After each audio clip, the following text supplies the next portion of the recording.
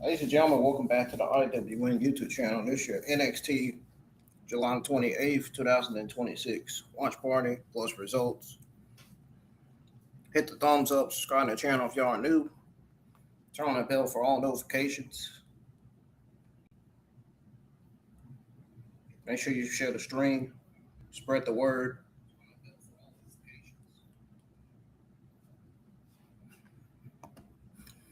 Let everybody know that I'm live for this show tonight.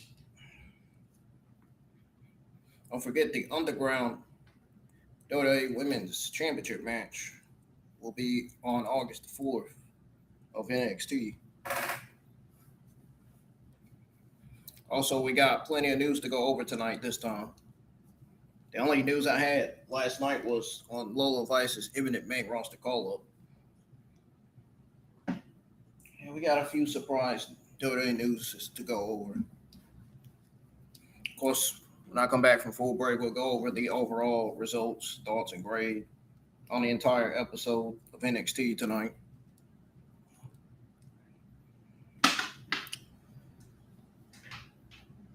All right, let's go ahead and get rolling.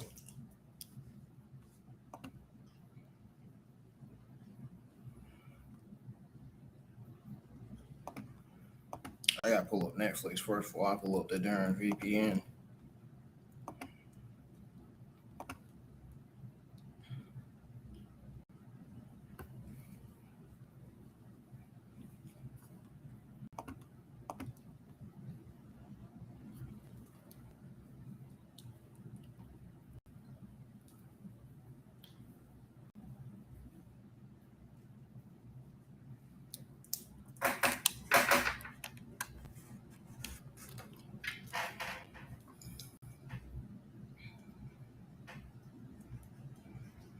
It's almost time for NXT to air. Let's go ahead and get this VPN pulled up here.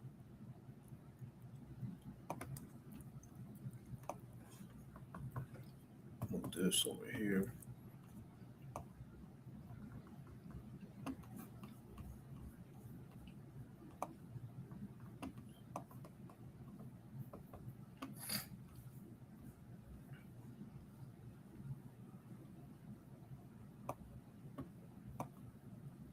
NXT is already on now. I'm right on time, though. I am right on time.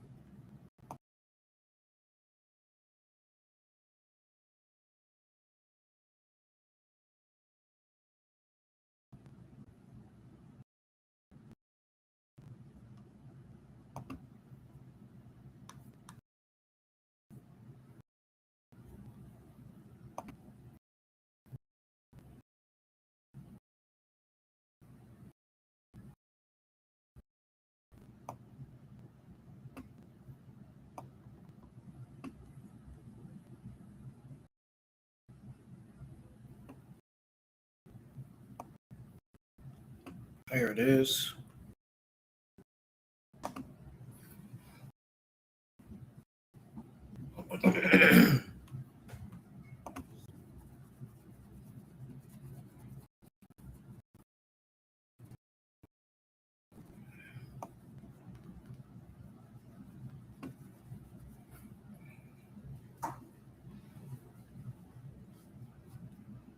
So let's find out what NXT kicked off with, shall we?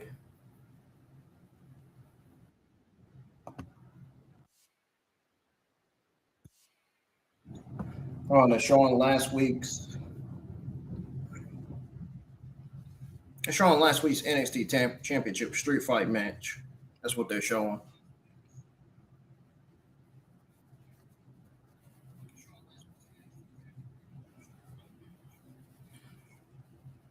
They showed last week's Street Fight Championship match, and then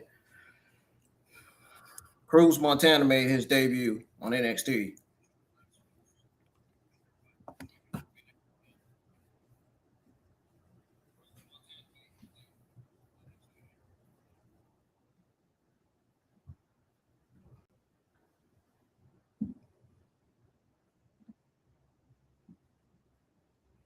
I wish they would change that NXT theme song.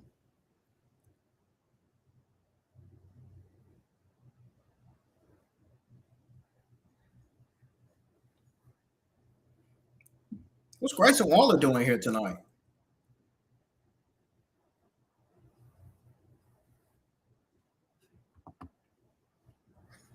The hell? Grayson Waller said he made his debut 6 weeks. I made my main roster debut in the main event of Madison Square Garden 6 weeks after I broke my leg on the announce table. Grayson Waller says most people would have. Oh shit! It went so fast. He says 40 Mania 40 Lincoln Financial Feud. I stood, brought home titles. I felt on top of the world, and then something changed. I don't know what it was because it's not my talent. Maybe too honest. Maybe I did not hit a top. I did not kiss the right ass, he says. The last 2 years of my career has been an absolute embarrassment. I spent a year carrying 240 pounds of idiot on my back, making him relevant again. So much so that these people actually chanted his name. Never before. Since. I don't care. At the end of my career,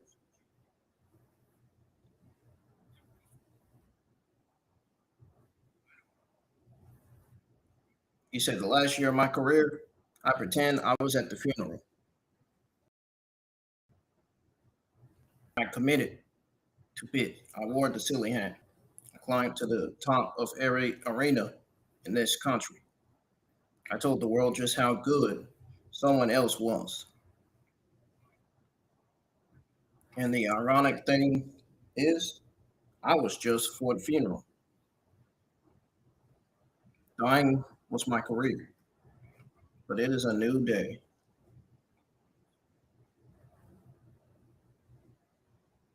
And I can sit at home, cash a check, but that ain't me.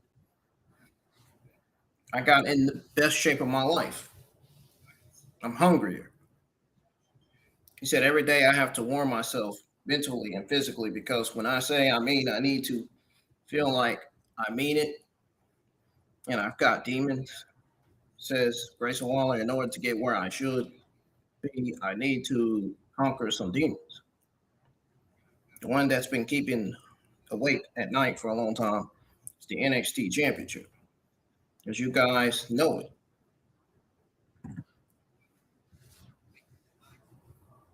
It used to represent the best wrestler in the world. Kevin Owens, Sami Zayn, Finn Balor, Nakamura, Seth Rollins, Gargano,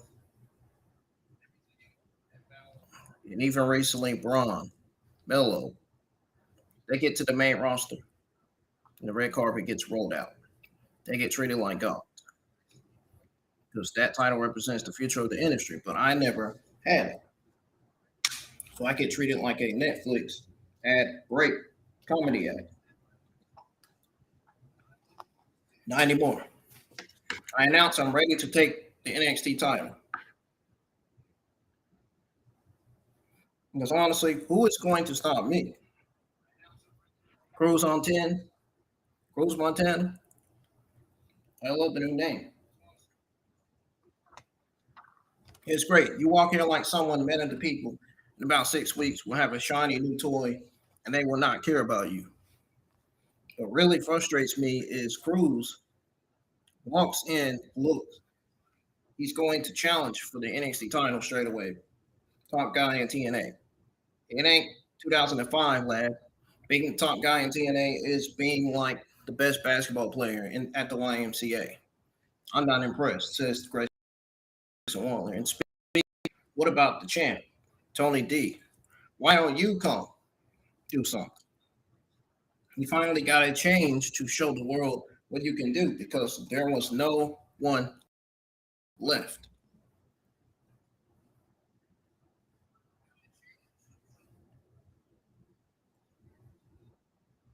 The tough guy is not. What is wrong? Sean wants me to.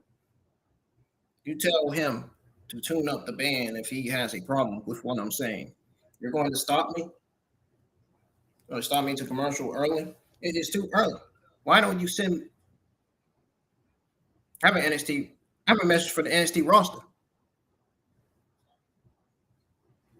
You say you found a TikTok. Maybe watch the show and learn something.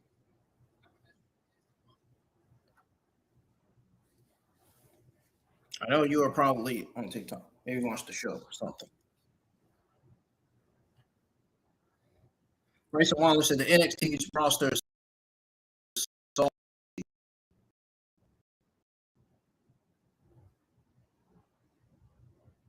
NXT women are rallying laps around you. And still, 90% of you think you should get called up tomorrow, says Grayson Waller.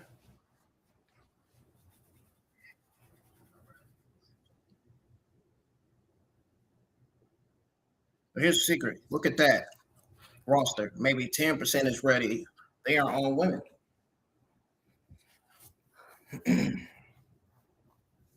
Because you have world-class athletes back there.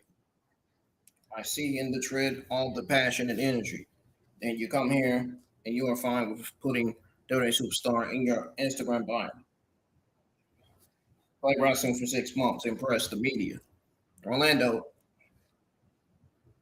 And then you have the independent talent, my people. I love independent wrestlers, he says. How good are they? But then you put a microphone in their hands and all the energy gets sucked out of the room. Charisma vacuums.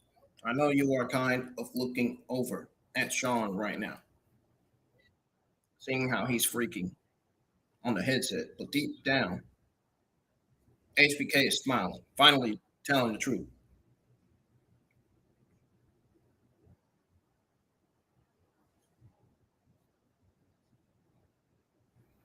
Hey, shut up. I don't need your support. I'm cooking right now. Let me cook, says Grayson Waller. The Miss Division has been for the taking for months, and none of you have done a damn thing about it.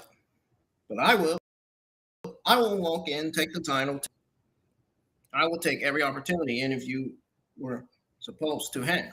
Because unfortunately, that embarrassment of a roster I am starting to remember is I'm the most underrated guy on the roster.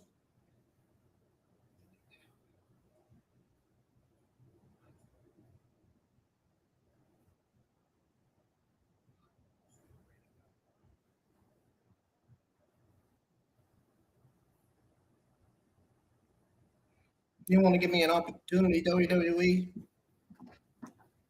He said, consider your cages wrapped. What the fuck is Grayson Waller doing on NXT? That's what I want to know. Why is Grayson Waller on NXT and not on the main roster?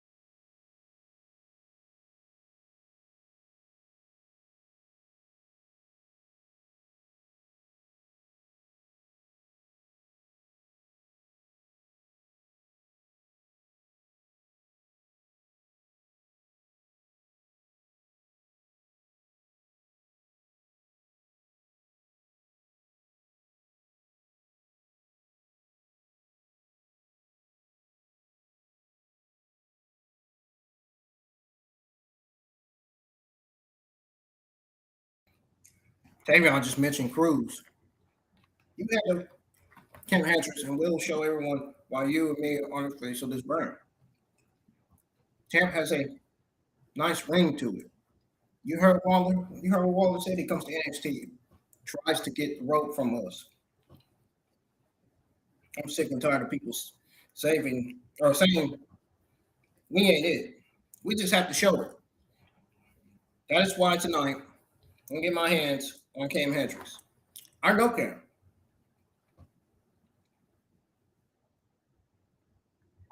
Look at Tavion Heights.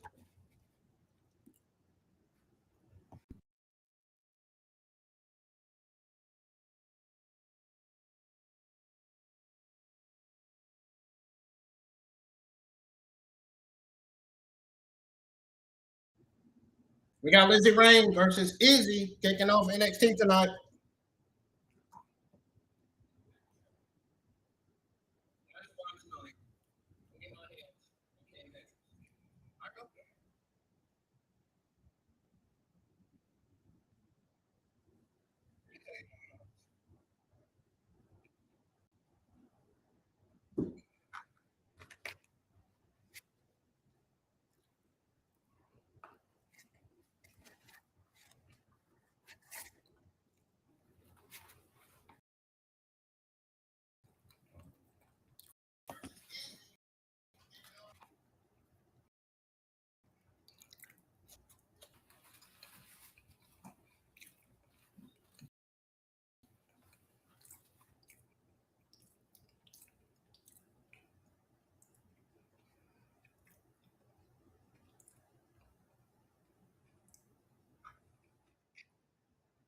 My question is, what the fuck is Grayson Waller doing on the main roster? That's what I want to know.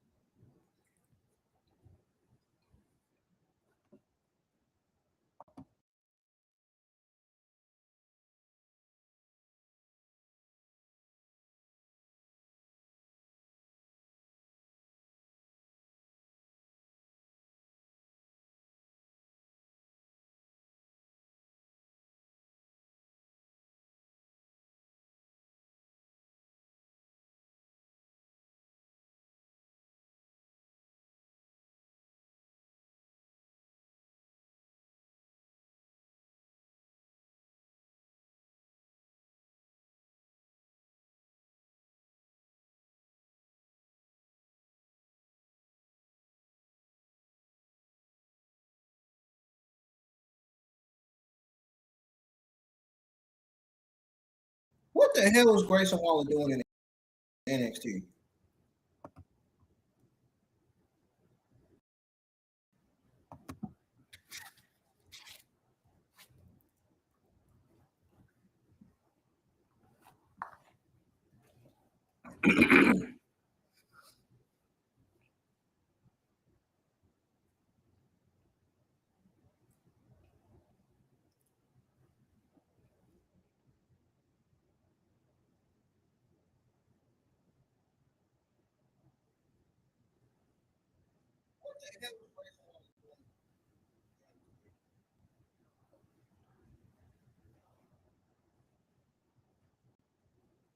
This guy has been on the main roster for 3 years, and he's on, and he suddenly appears on NXT.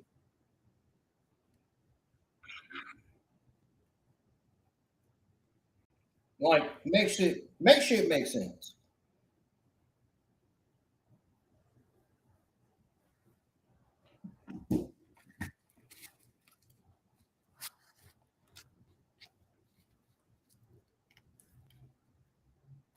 Darn, Izzy just sent Lizzie to the corner.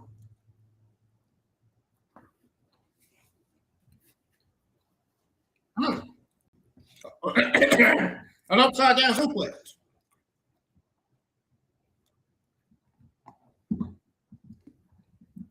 My damn throat, damn it.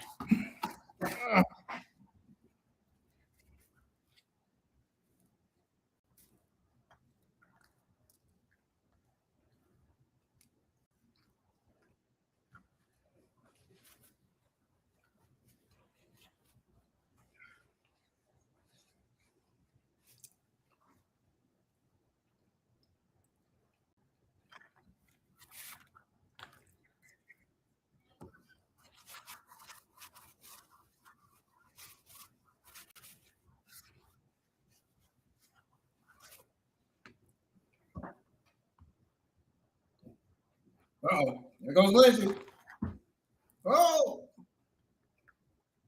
Got caught by Izzy. Ooh. Drop kick. Nah. That was more like a big boot.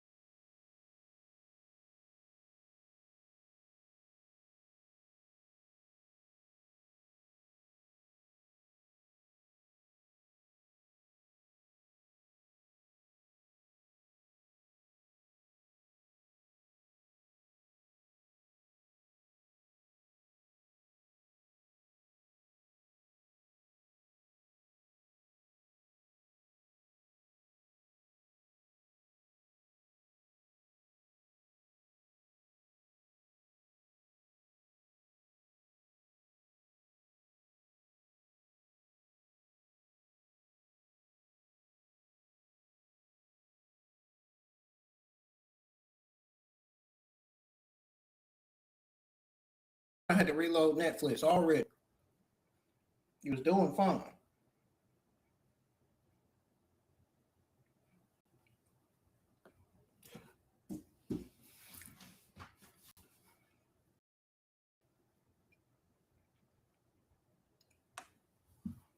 Fuck this shit. I'm about to turn it on the TV.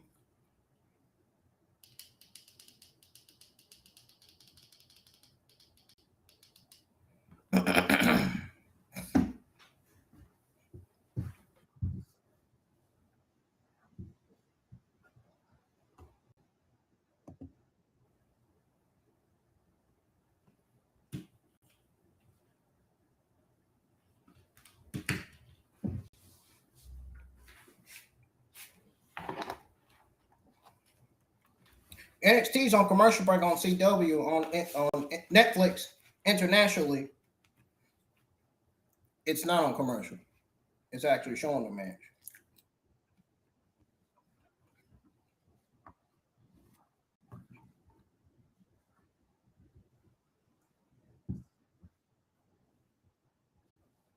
Best Joseph talking about some. It is what it is.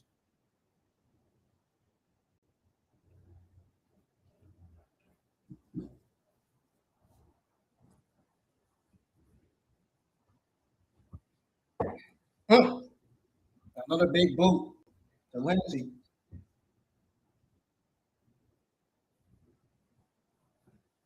Uh-oh. Roll up. Side cradle. Izzy kicks out. Big boot to Izzy in the corner. Sends Izzy out the ring, but she's still standing.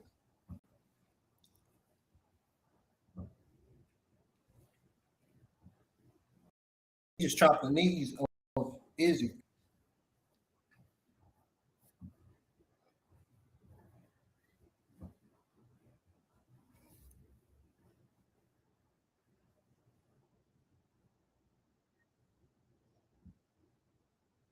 A Falcon Arrow by Lindsay.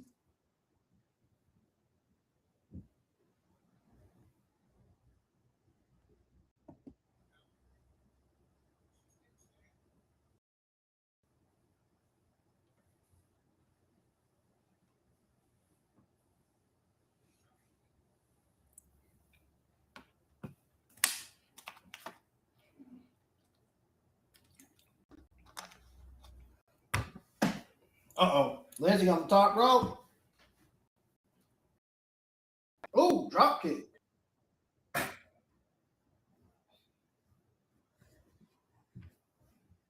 Clothesline. She's fighting back. Fighting back.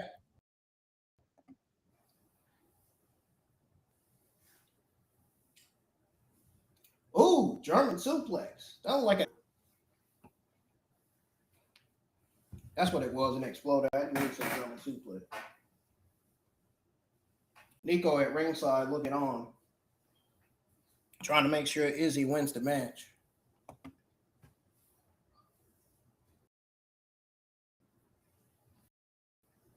Breaker by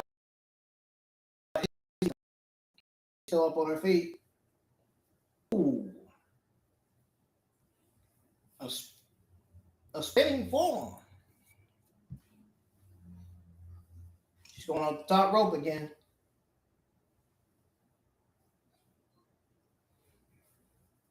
Oh, Izzy dodged. Oh, super kick to Izzy.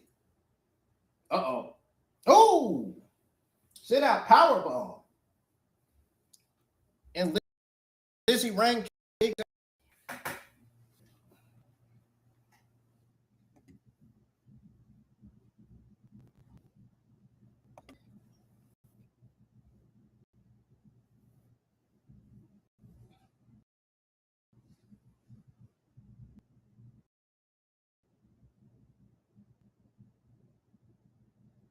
A tag team match set to happen later. Birthright versus OTM.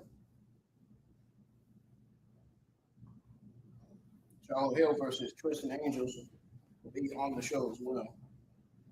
That match is set to happen tonight as well. We got Lizzie and Izzy hitting forearms to each other.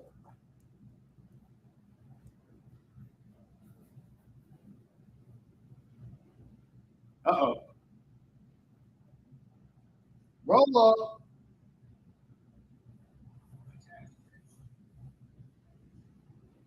A spear to Lizzie ran out of the ring, and now Izzy's putting punches to her.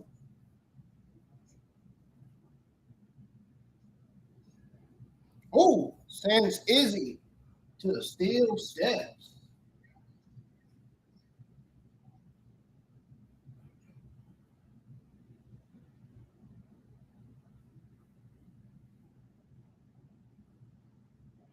Oh.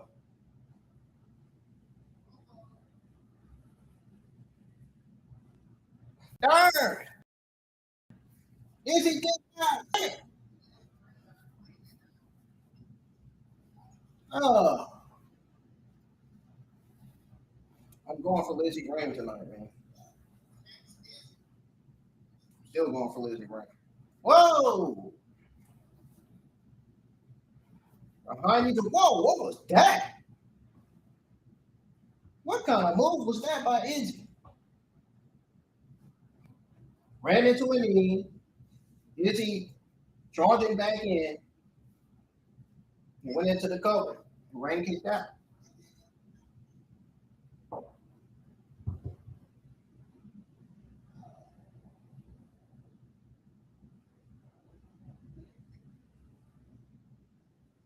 Clothesline to Lizzie by Izzy.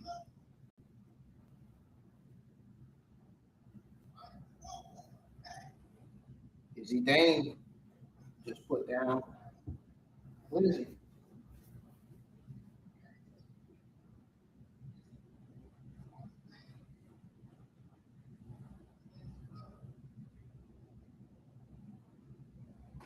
Better watch Nico. You better watch Nico. Behind you. Behind you, Lindsay. Behind you, Lindsay.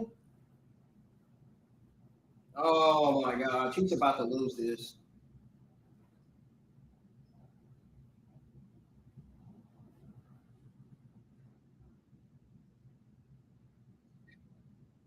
Uh-oh. Sean Spears.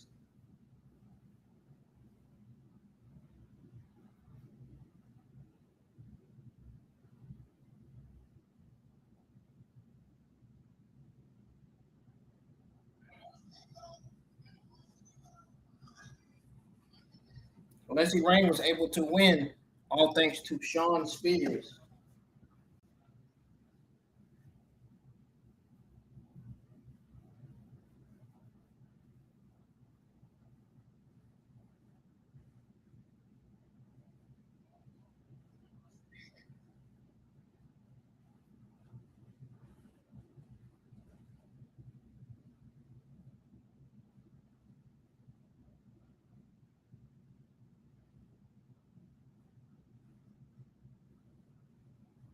Lizzie knew Sean Spears was there.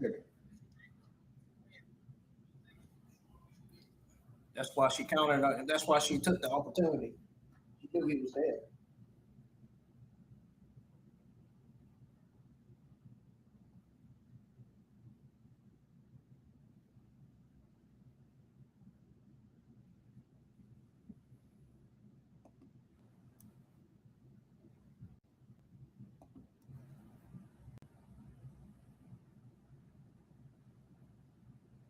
Well, that's the end of that one.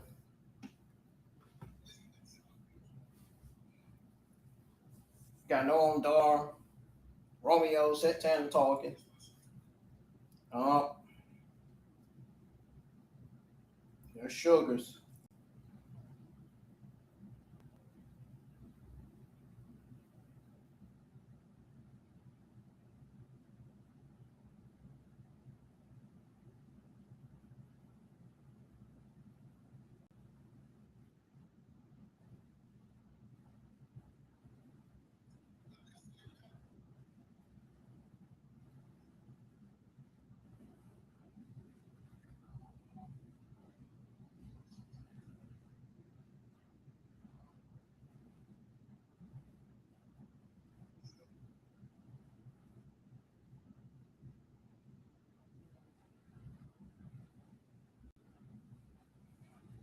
Yeah, he said it is what it is, man.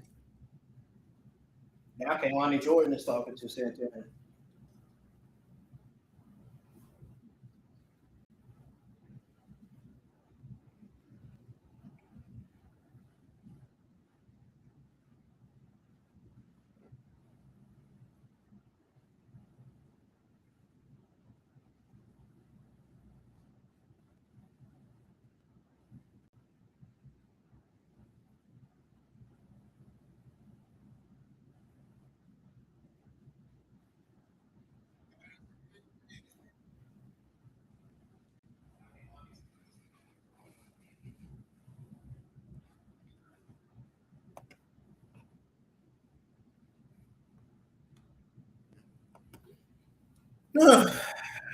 Eat the rest of this pom.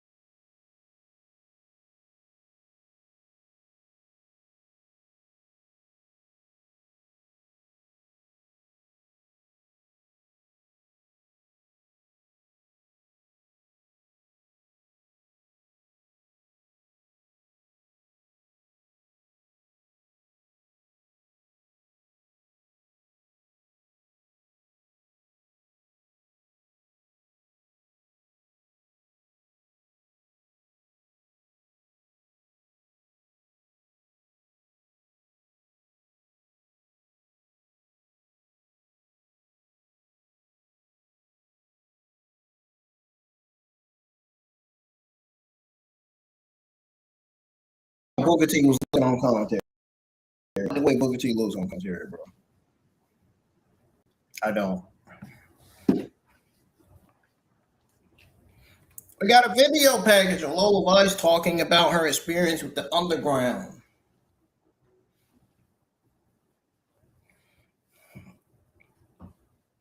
Explaining how she's going to integrate underground and win that NXT Women's Championship back.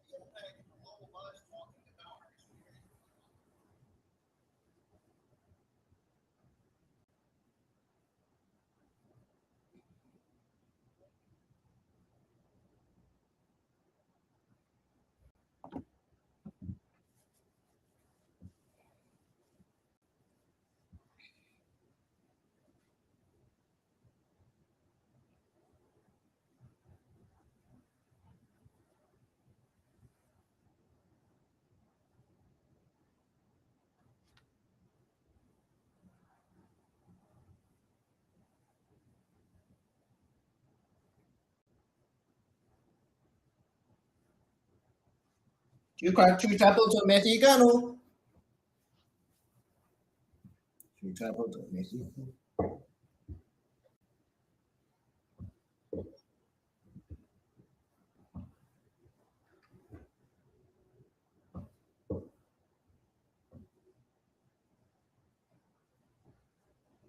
Oh Lord. It's Kam fucking Hendrix.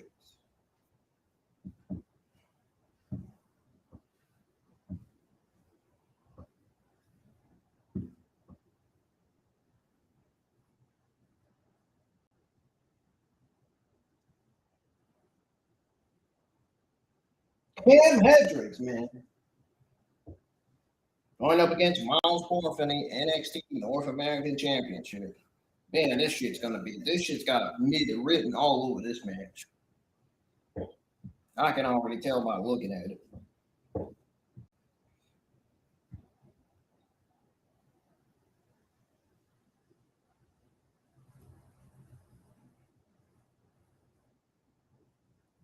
Did I not tell the truth when I said the card didn't have me excited?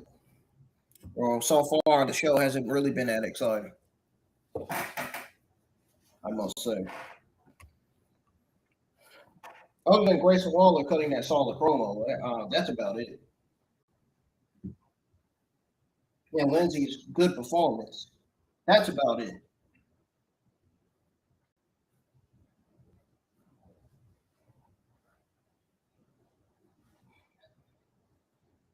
I don't see nothing else on this show that got me excited at all.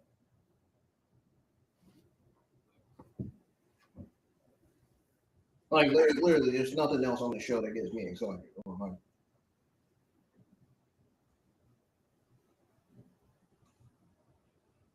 It kind of feels like last night's Monday Night Raw.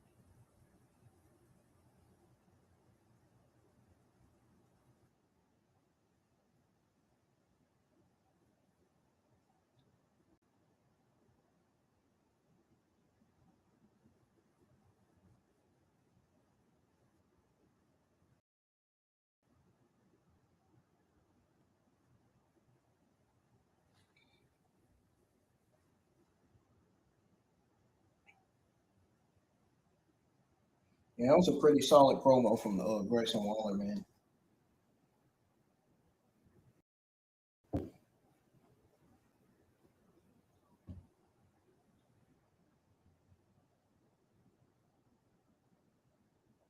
I'm honestly going to give it a solid average B plus.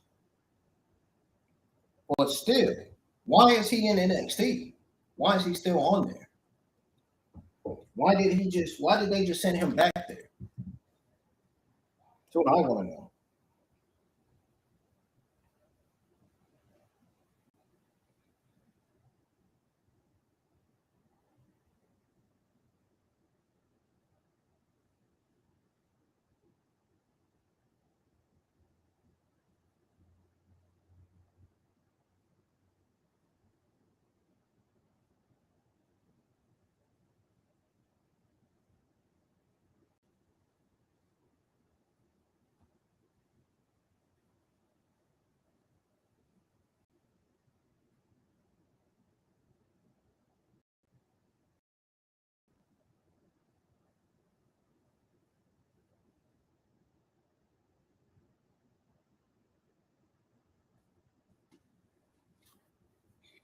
That's not what I said.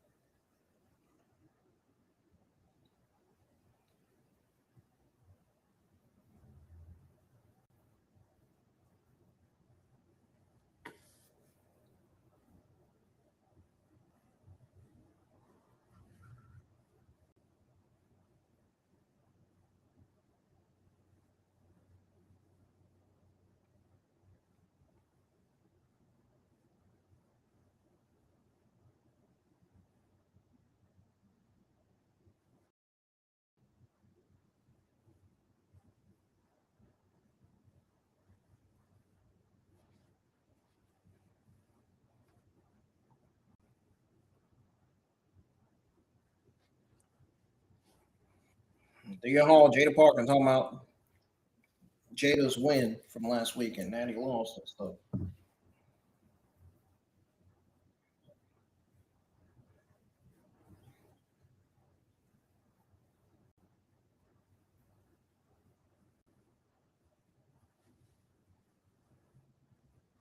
Jada said she felt like it was unknown. She felt like she was alone. She had nobody. See, I feel like I'm starting to lose my voice. Well, I'm starting to lose my memory. One, I can't correct my words much. She said, "You proved me wrong. Thank you. You have been nice to me. I have been begging for." And he told me that he's pissed. But he said we are going to have a tag match next week against Nikita and Carmen. Say less. That is easy mode. US. You and me together? Hell yeah. She said, "You and I have been the most trustworthy in the locker room. You have my back. This is so exciting. We're hugging," says Thea Hall to Jada Parker. Look at this motherfucker going like this.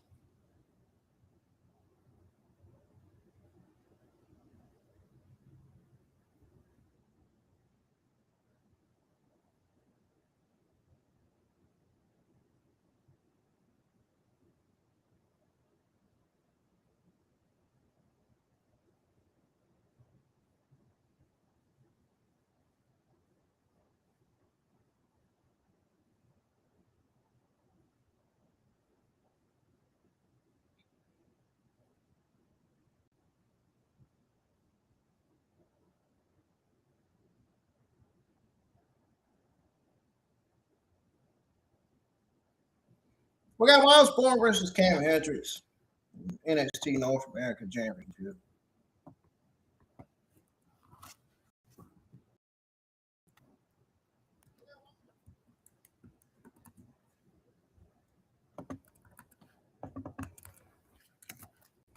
I'm gonna say, what the hell is going on with this app?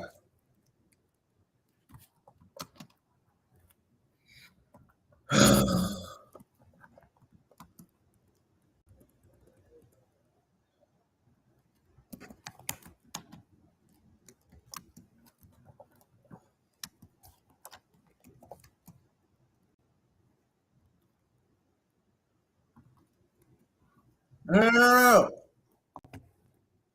Put that back. I didn't want that shit up. That's not what button I was trying to push anyway.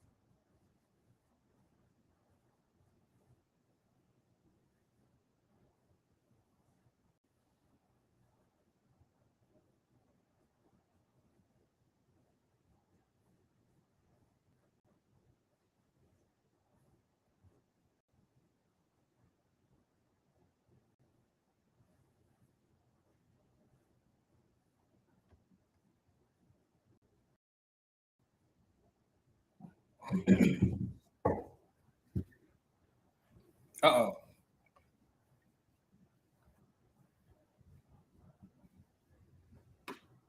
Oh, Myles going to work on Kam Hendrix. Left arm.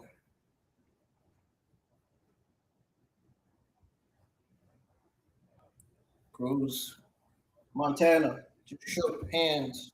Hanging Tank and Strong Legacy. You shook their hands. Pretty sure you shook EK Prosper's hand too.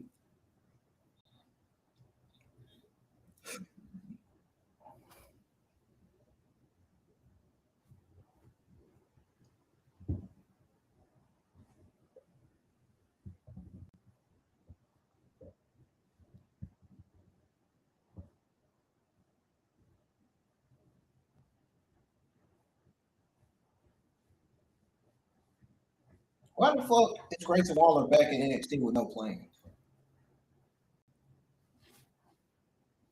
That's what I want to know.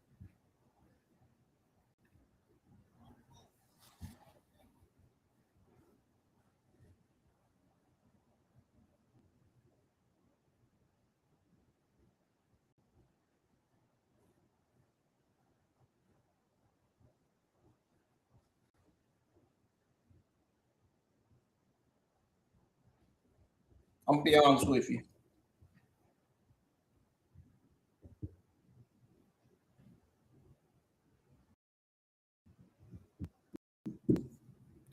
Solid start to NXT. Honest. This was not a bad start to NXT at all. This was a very, very solid start to NXT. They turned things around quickly. I did not expect them to turn around this fast like this.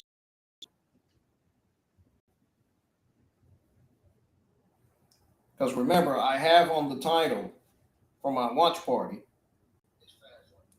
Could this be another awful mid NXT?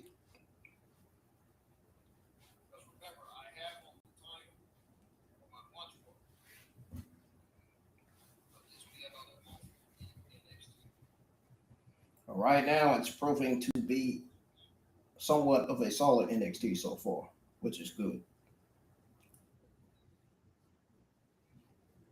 So far, it's been a solid NXT in the first hour. It's almost 9 o'clock. It's almost time for the second hour.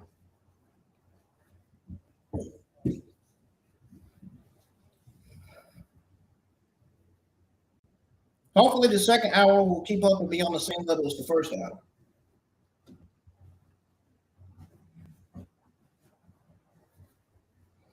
Hopefully, the second hour will be on the same level as the first hour of NXT. Kam Hendrix just wisely rolls out of the ring.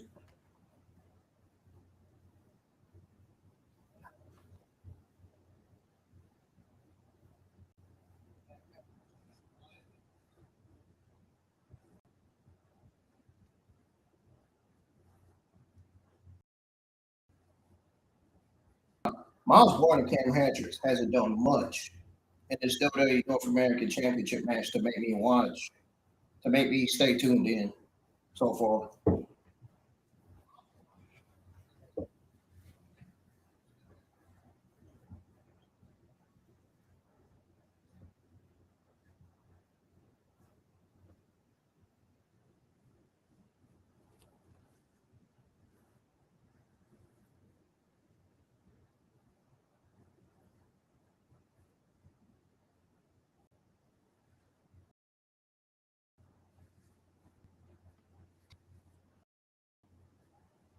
I wish they would get this Shawn Spears and Nico feud off TV.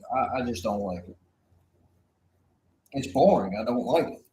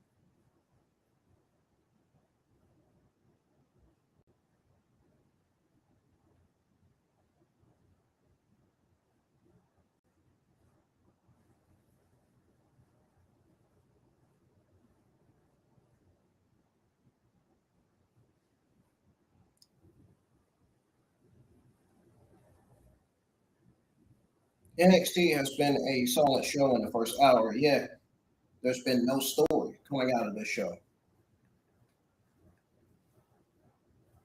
No story, not much excitement or hype, nothing. Despite it being a solid first hour.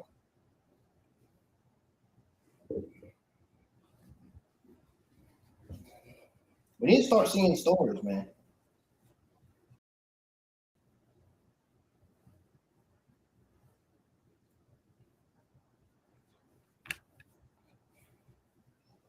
Just like last night's Raw.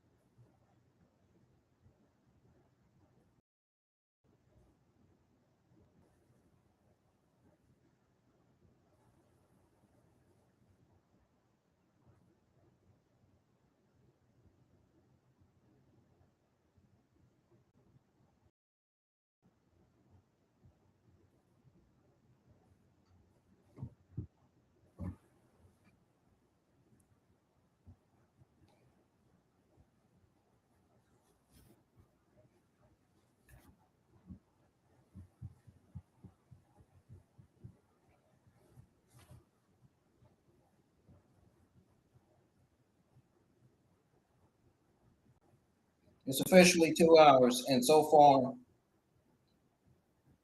the beginning of 2 hours has been nothing but slow pace in this match.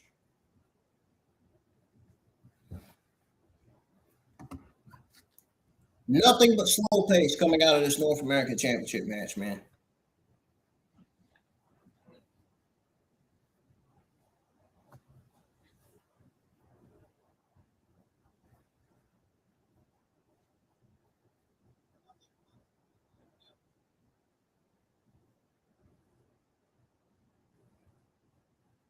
It's Mason Roke and Tavion Heights watching on.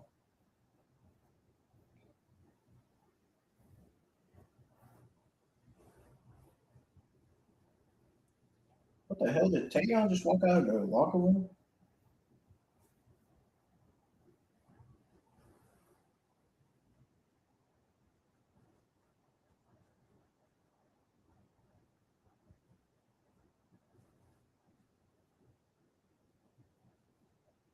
Yeah, that Nico Sean Spears feud is boring as hell. They need to get that shit off of TV. Like they said.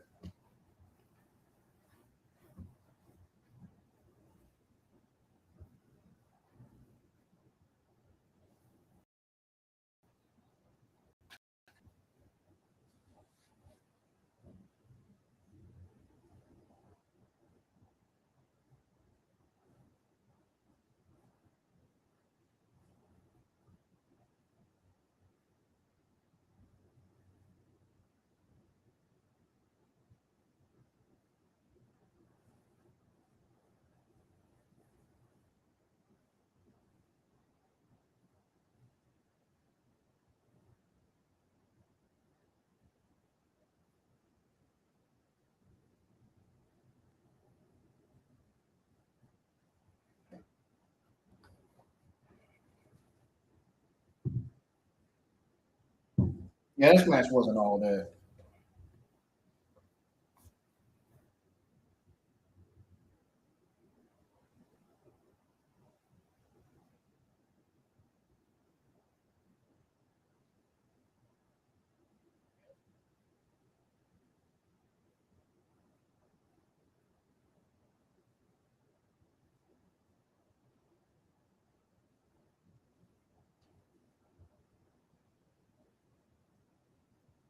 What the hell?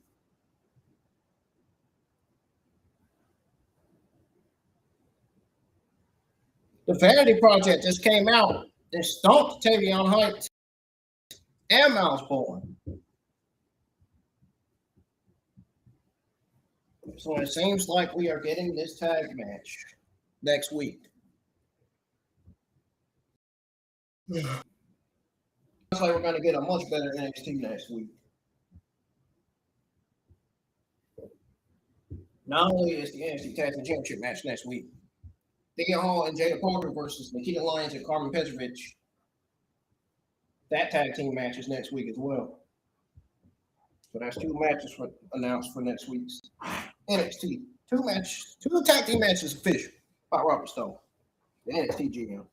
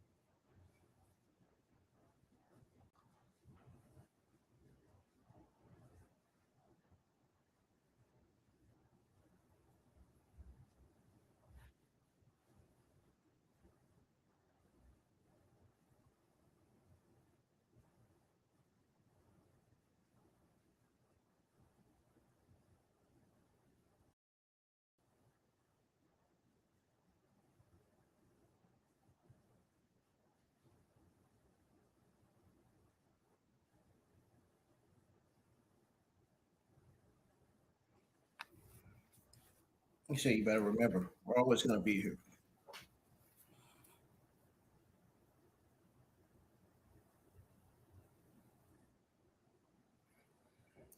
Yeah, I think Bronco's going to turn on Lucy and Price. I'm not going to like seeing this. I mean, Bronco Enigma being in the Heroes Del Mal faction, it's a hard pass. It's a hard pass, man. He couldn't just not accept to join the faction, you know. This faction has been dominant in AAA.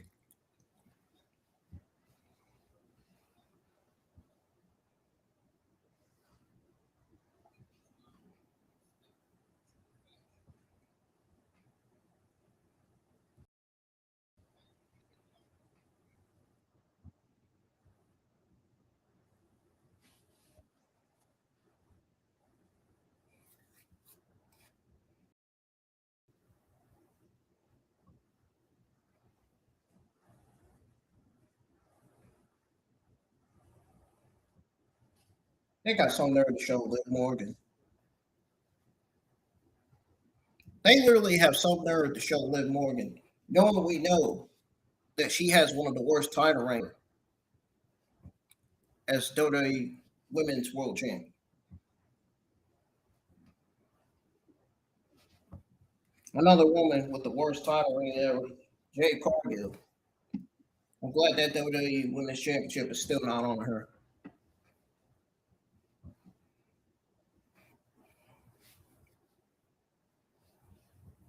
I mean, Liv Morgan's not a bad person in real life, but her title reign is awful. And so is Dominique's AAA Mega Championship title reign.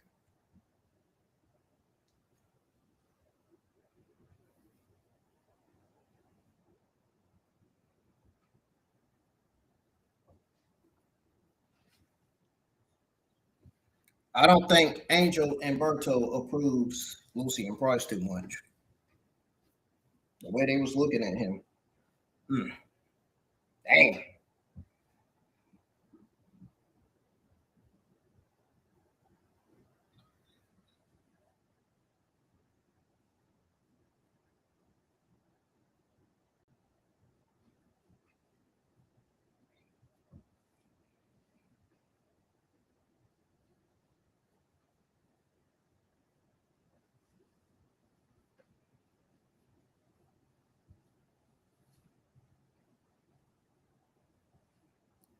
Not gonna lie, Grayson Waller dropped one of the best promos of his entire career, man.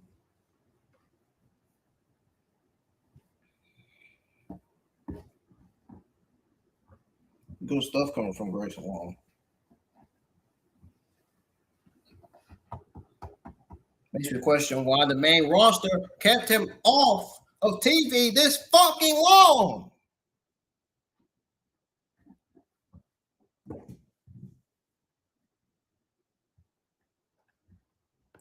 With no creative plan.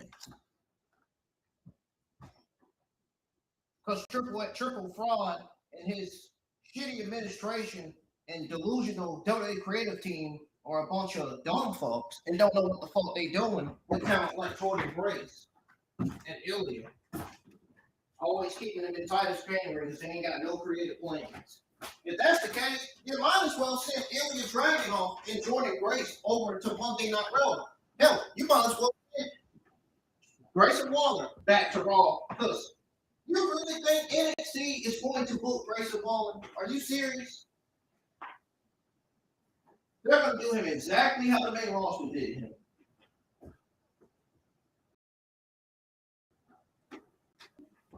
I think Grayson Waller should just leave the company, man. I don't think this company has nothing for him. This company is not doing any favors with this guy. Not doing anything.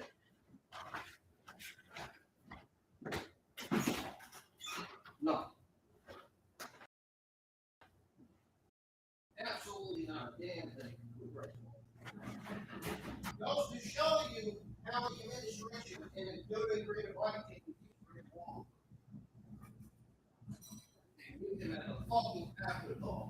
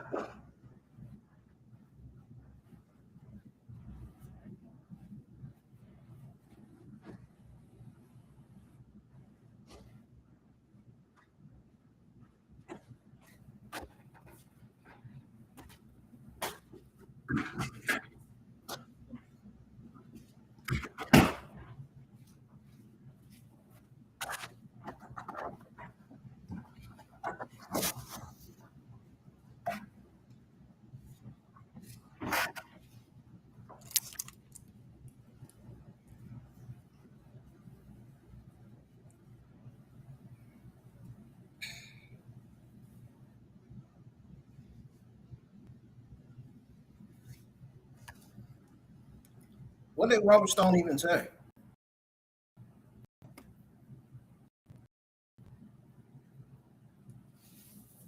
I missed it.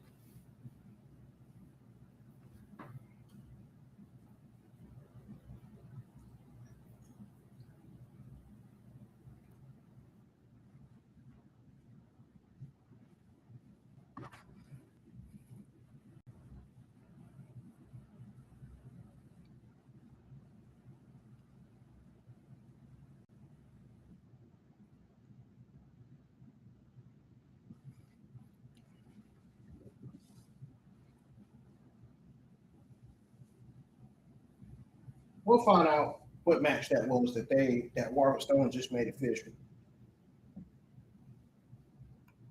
Birthright came out to the thing. They're in the ring waiting on OTMs.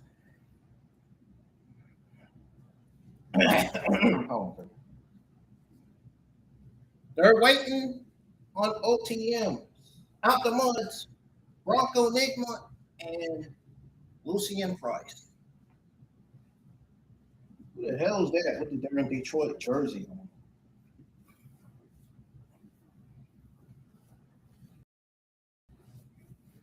So we got this OTM getting ready to happen right now.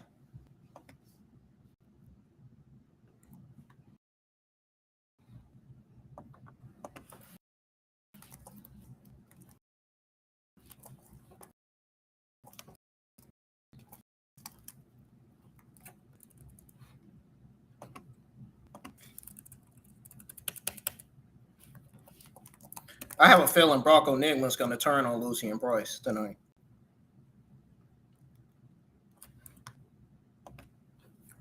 Bronco Nigma's decision is going to be staying with Piros Del Monte. But see, I don't think he likes being. He doesn't like being used as a muscle for somebody else, for somebody's fucking dirty work.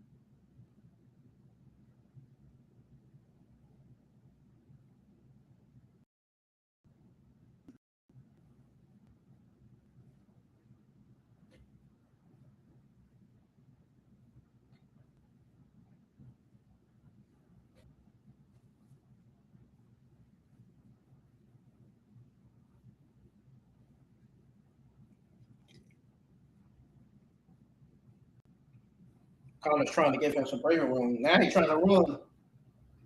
He's trying to run from Bronco Nigma. Bronco Nigma Following, still following right behind him. Up.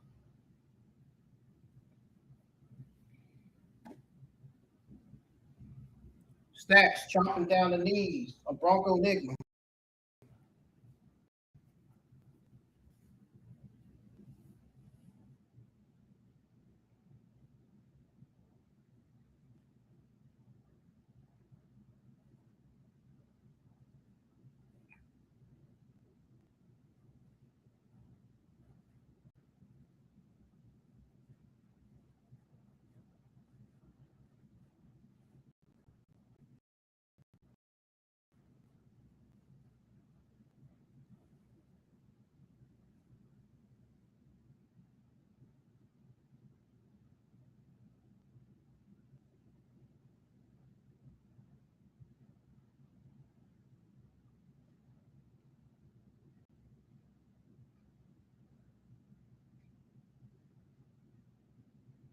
Frustrating as hell, man.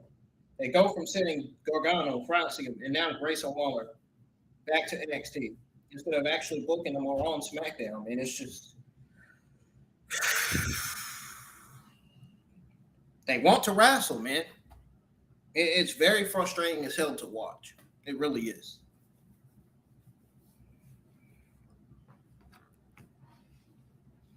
Very frustrating to see Gargano talents like Francie and Grayson Waller get sent back to NXT because the main roster has nothing for them. Nothing. Absolutely nothing.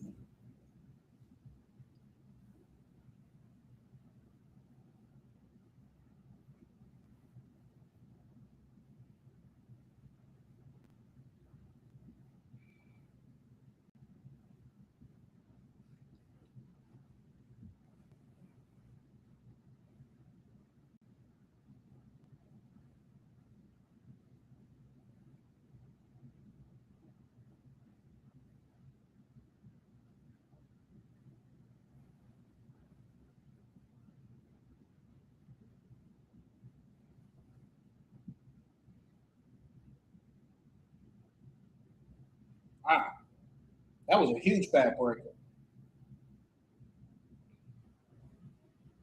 Oh,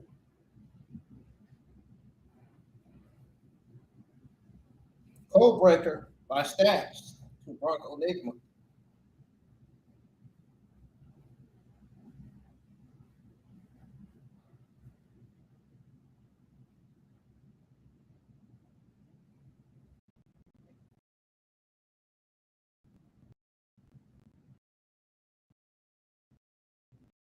Bronco Enigma.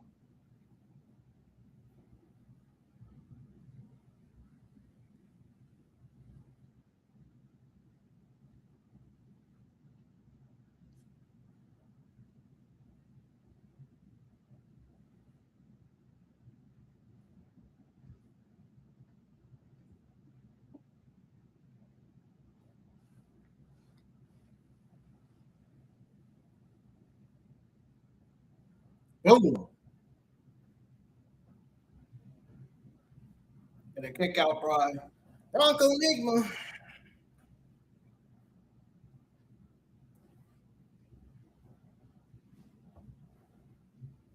Bronco Enigma trying to get back up.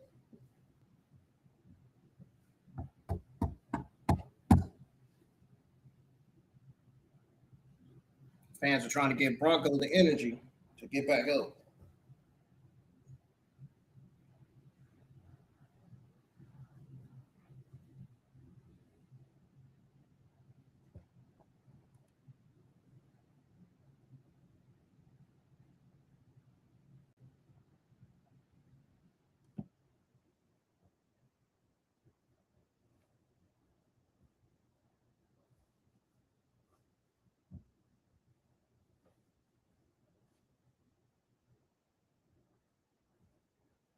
Mm. Was able to toss and get Stacks down, but the reaching off to tag Lucy and Price. Borne.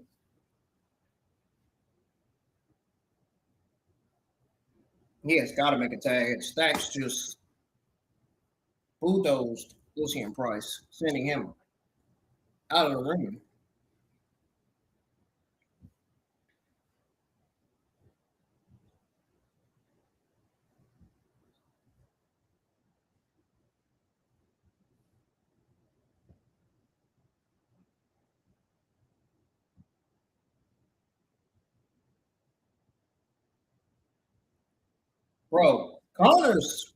Connors is good.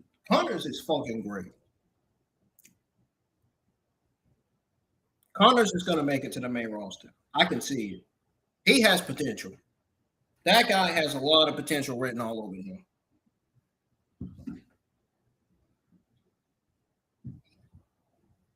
I think Connors would be great as a singles competitor as a heel. That's how good he is. I don't know about his babyface run though.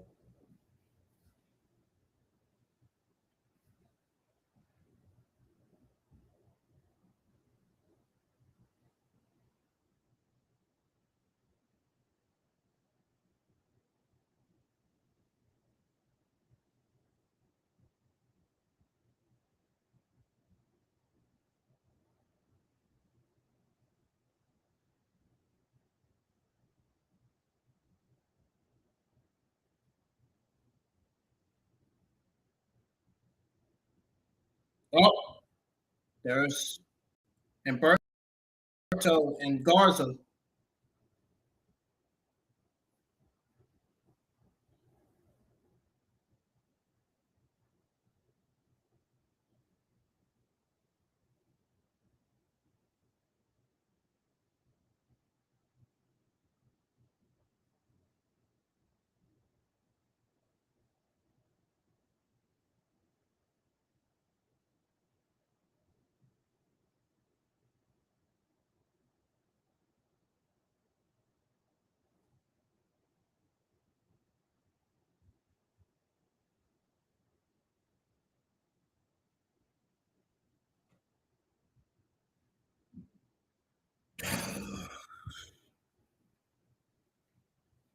Bronco Nigma was on the ground.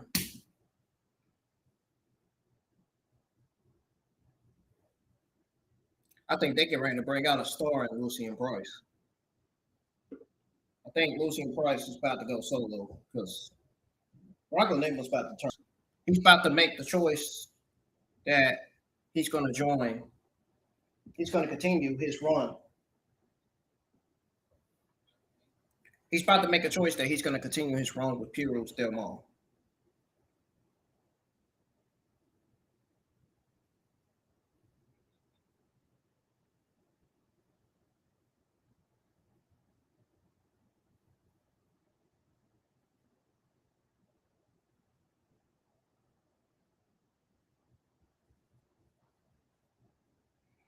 What Bronco really is thinking? Darn, I thought Bronco was going to turn. They had every opportunity to do that.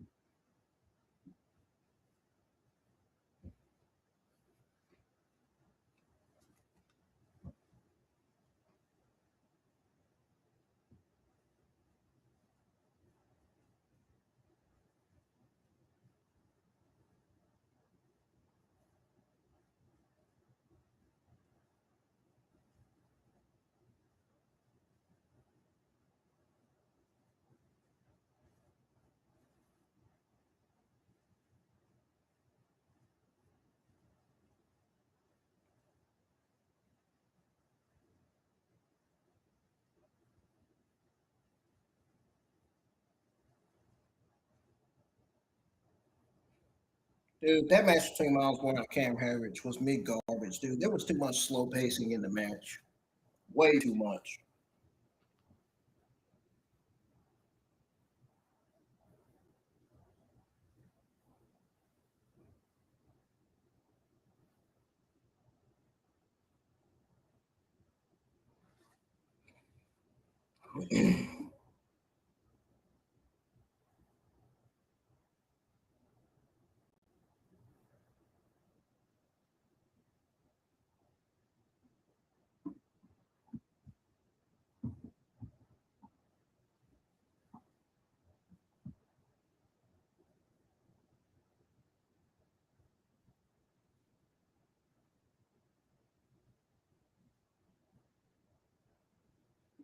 Oh, great. Another mid match that we are about to witness.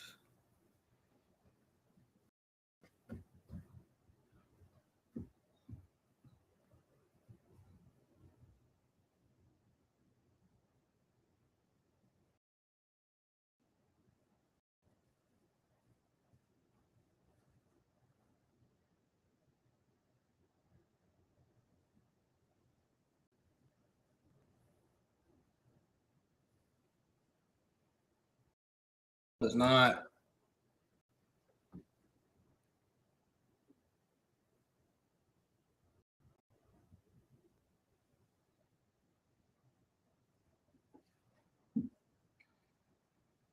This show has not been that good tonight. I literally watched the whole thing, the whole first hour. The first hour was solid. Then the second hour just dropped like fucking flies. So as the second hour came, just like that, it went right back to mid garbage.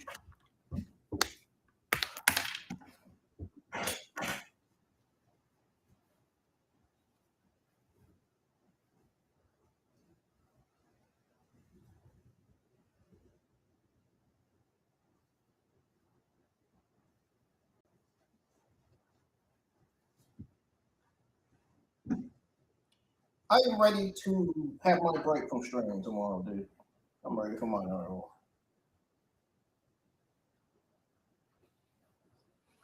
Night off means I'm not streaming anything.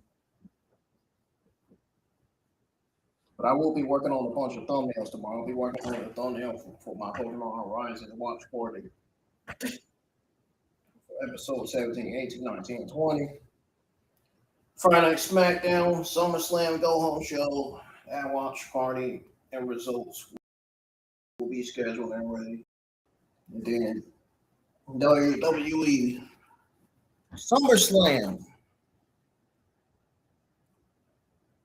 Night 1 watch party and Night 2 watch party. Night 1 watch party will be scheduled for Saturday, and Night 2 will be scheduled for Sunday. I do have some news on what matches are on SummerSlam Night 1 and Night 2. We'll go over that this Friday night during the SmackDown watch party, during the end of the SmackDown watch party, plus results.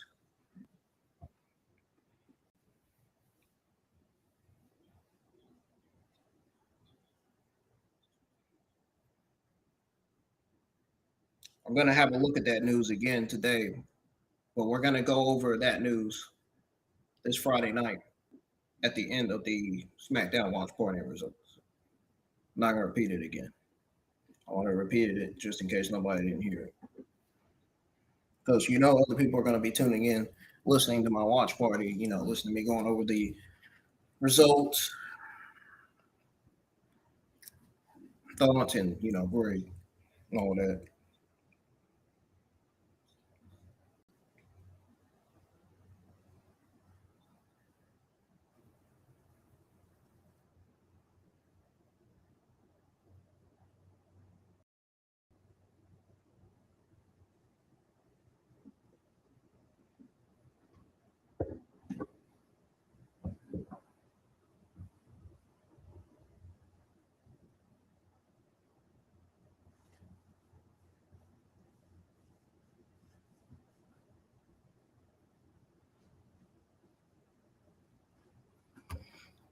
Alrighty, folks. NXT is back on.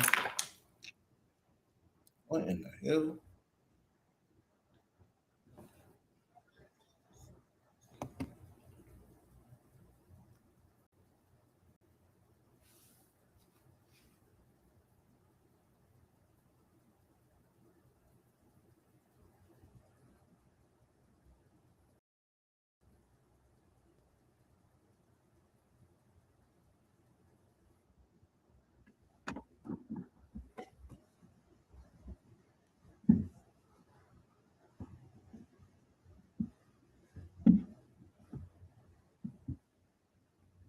A low light underground, huh? It's supposed to be me squashing up with Kendall. You literally just got here. You know that, right? Wait your turn in line. I'm gonna want you in that time. This thing coming from someone I already pinned. I know what's crazy. Easy. Me and you would actually be tied.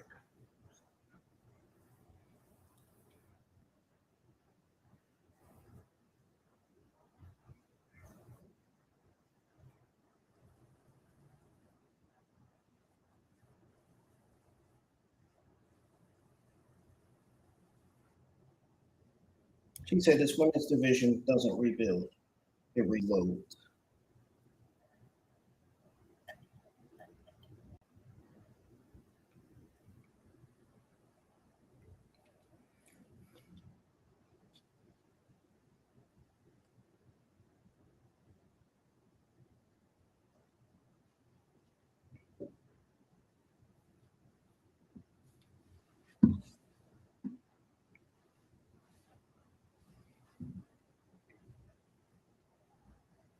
Dude, don't nobody give a fuck about that Unreal shit.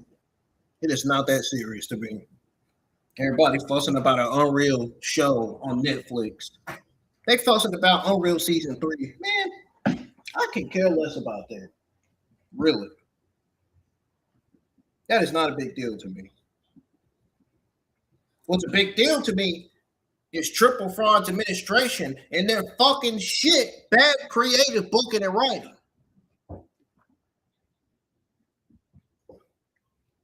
And the fact that I have yet to see any new stories or any fresh new matches on Raw or SmackDown. And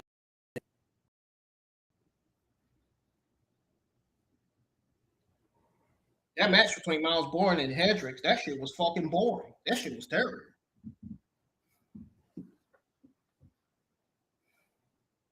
Dude, the match was slow pacing. The entire match. All I watched was slow pacing after slow pacing after slow pacing after slow pacing between these guys. These guys could not pick it up at all.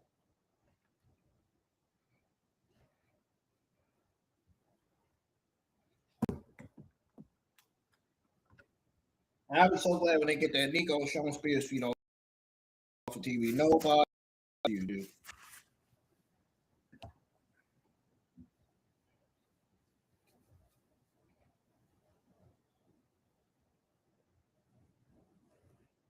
Folks, you just now tuning in. Welcome to the I3 YouTube channel. We got Shiloh Hill versus Tristan Angels, number 3, happening right now. You do realize they went against each other 2 times, Chad.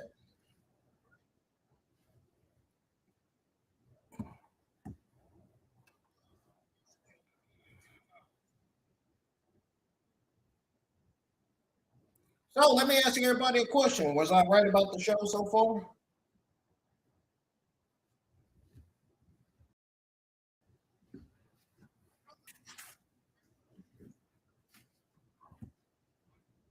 Was I right? Was my great prediction right about tonight's NXT?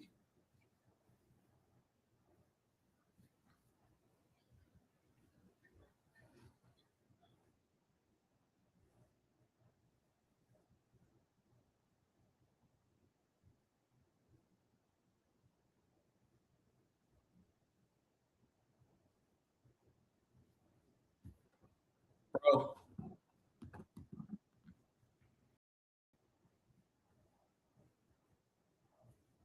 I'm about ready for this show to go off the air, dude. This is the third Shiloh Hill versus Tristan Angels match. No interesting thing coming out of this Shiloh Hill and Tristan Angels story. Because we done seen this match 2 times already. There's nothing interesting coming out of this story either.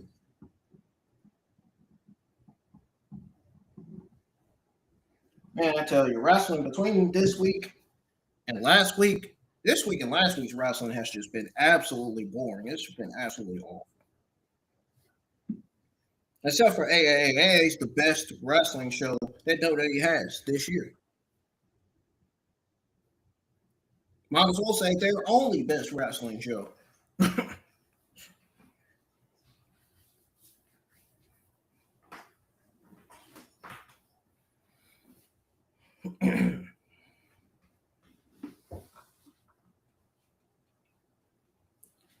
If I was Bronco Enigma, I would choose Puros Del Mar. That way he can get used and booked better on AAA because he's been booked like shit on NXT. And so has Lucy and Bryce.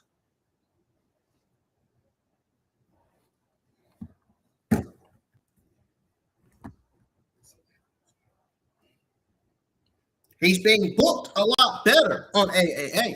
He needs to stay with AAA, dude.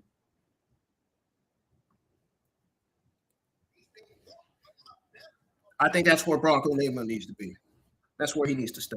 That's where his home needs to be.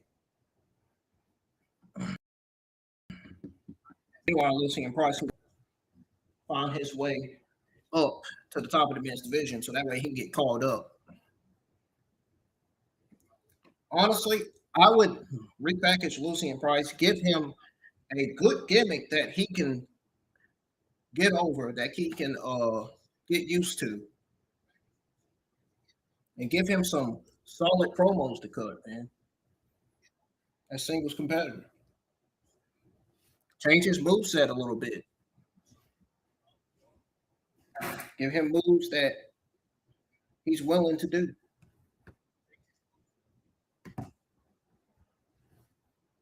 Mainly give him a character that fits him.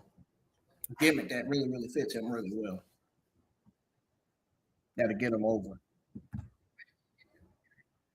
That's just like Natalya. They need to repackage her. Give her new move sets and give her a whole new gimmick that will suit her. That will get her over.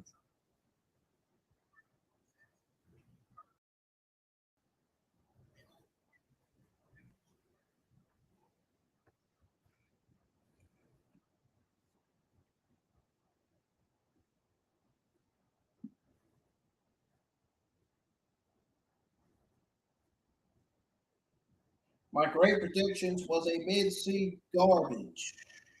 That was my great predictions going into tonight's episode next.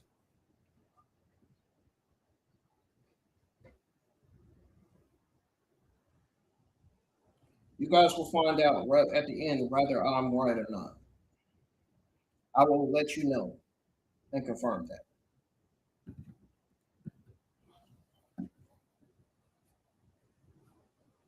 Oh.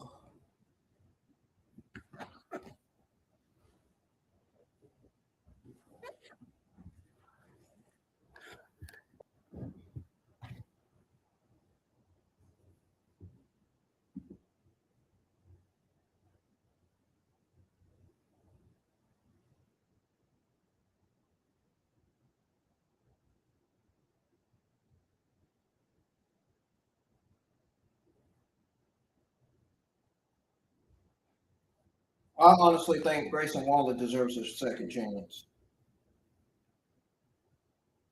Not on NXT, but on the main roster.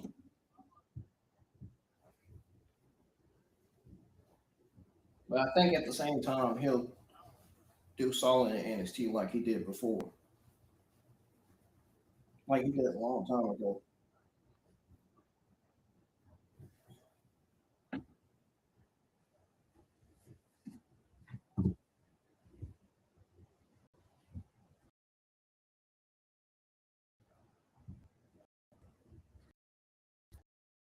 What the fuck is commentary talking about?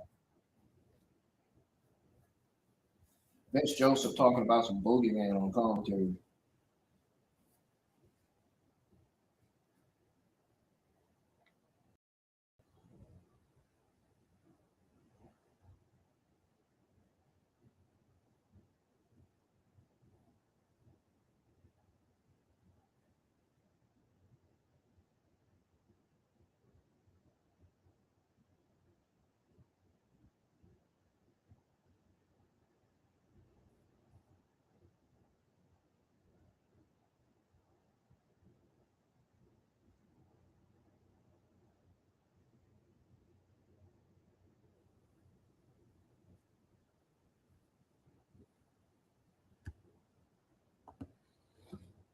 Sound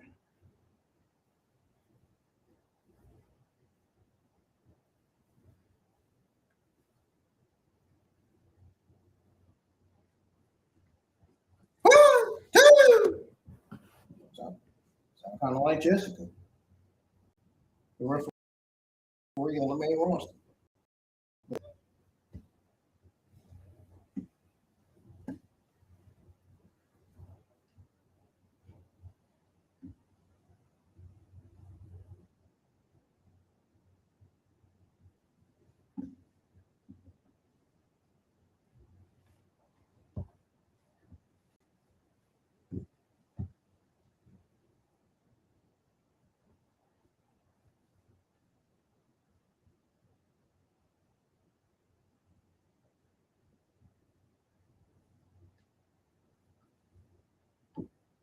Bro, this match feels the same way that the North American Championship match felt, slow pacing.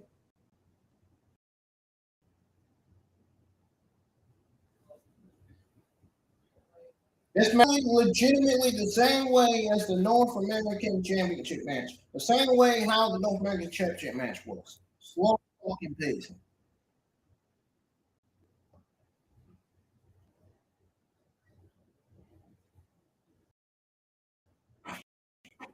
Come on, man. For this show to be over.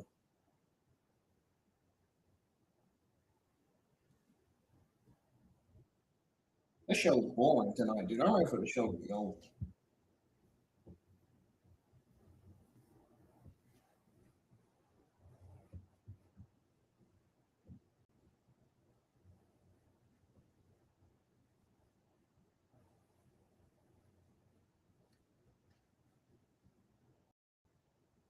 Oh.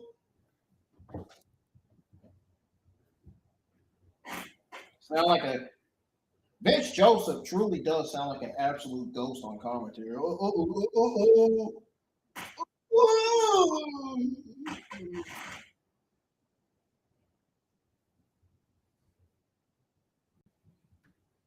Damn, Shiloh Hill powerbombed the shit out of Tristan Angels on the announce table. And he hit the Super Thunder Breaker off the middle rope.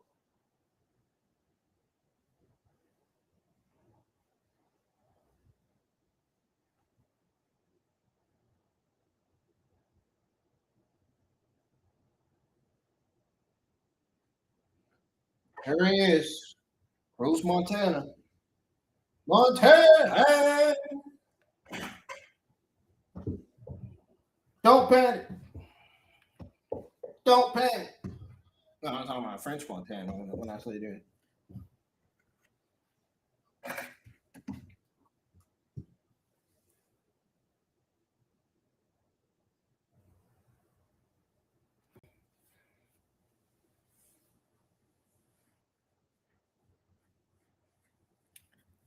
Oh, I think Santana got his name from Julian Santana. That's what I think he got his name from.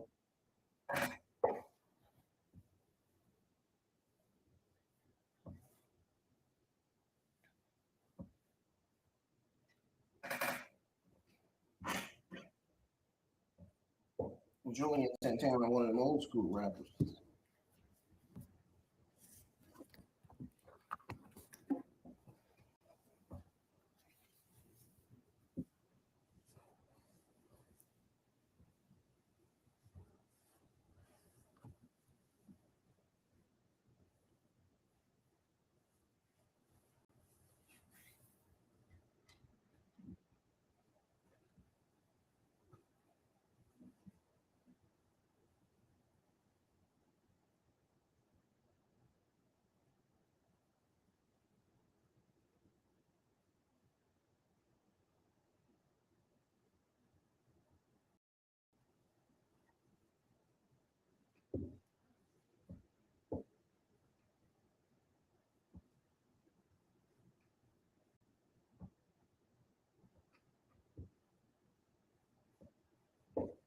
Our main event is Cruz Montana. Hi. Hi.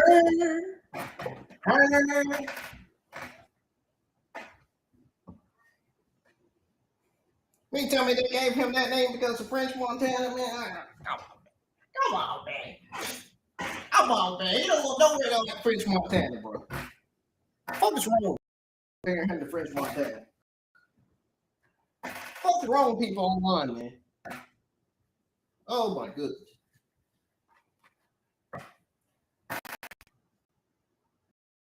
Hands out of your pocket, man.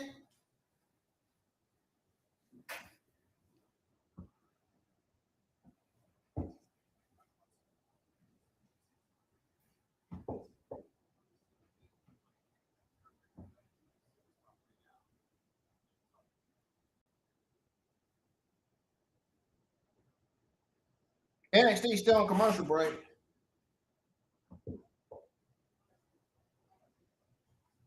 Do.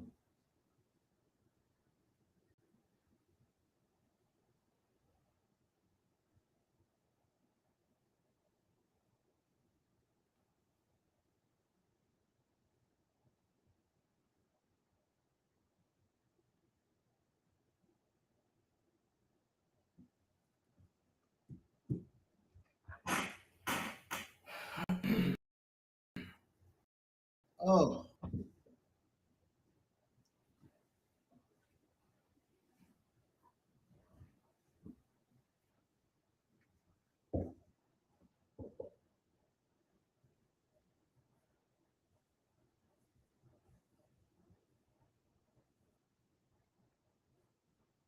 We know the SummerSlam is this weekend, man.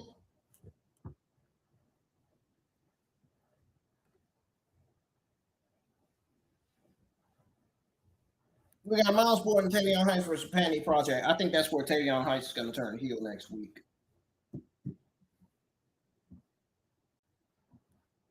So we got two tag team matches next week. They get Hall J. Parker versus Carl Fex versus Nikita Lyons. Panty Project defend their NXT Tag Team Championships against Myles Borne and Tavion Heights. We got Ren Glitter versus Zorian for the WWE Speed Winners Championship. And then we got Conor Gray versus Lola Vice and the NXT Underground Women's match. Woo!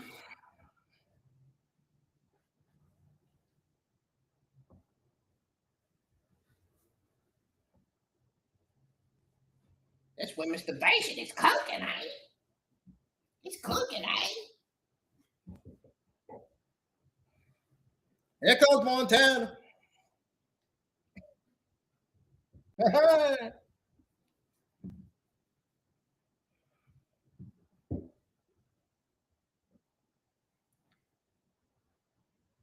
The crowd should be saying, Montana, hey, hey.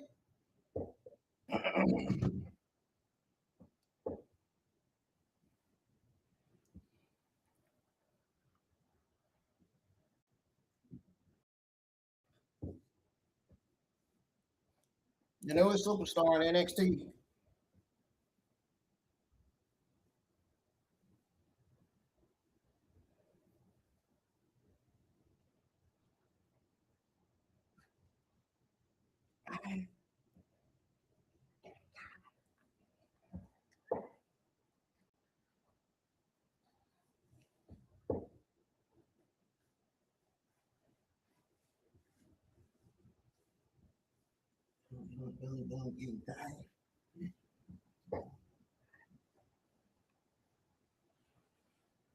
Cruz Montana.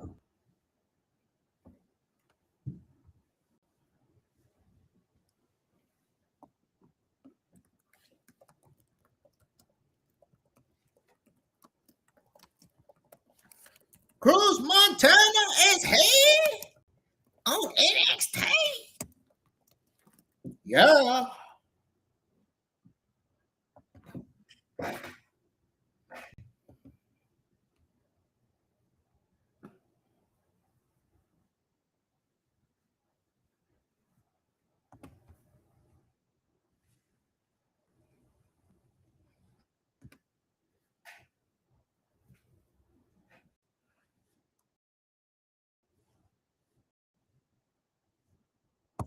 Cruz Montana said he's officially a WWE superstar.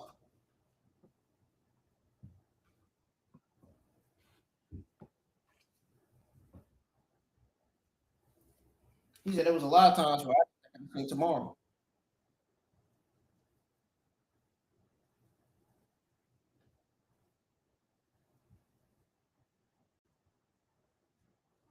Not TNA, not WWE.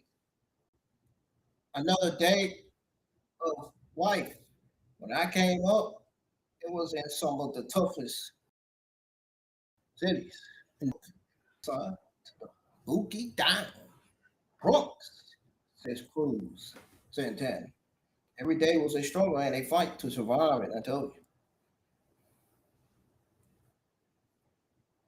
I made mistakes I can't take back, but I learned most of those nights I was fighting the man in the mirror. There were a lot of times I had to make a decision, he says.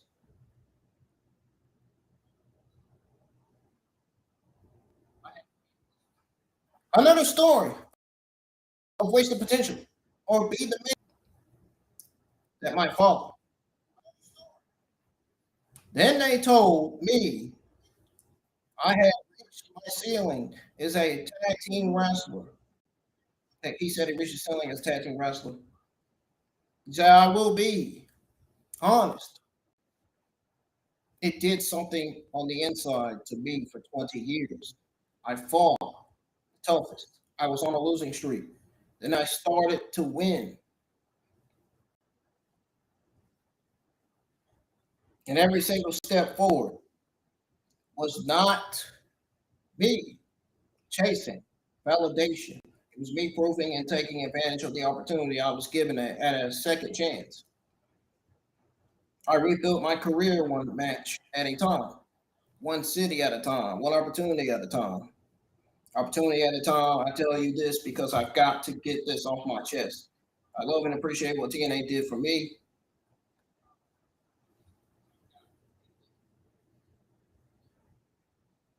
He said, but tonight I stand here as a WWE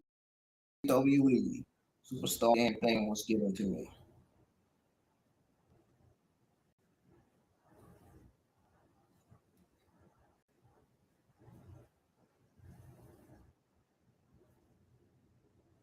He said, guess what?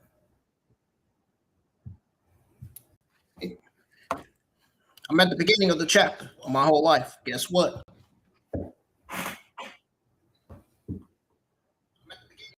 Last year I came here to NXT with one mission. Wanted to prove I had to take it to belong. Tonight I'm going to fill a spot. And that spot is the new NXT champion.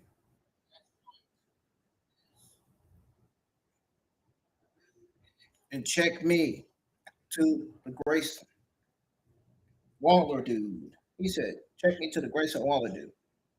Homebody. Whatever I've got to say to you, I will say to your face. And we can meet at whatever YMCA you want.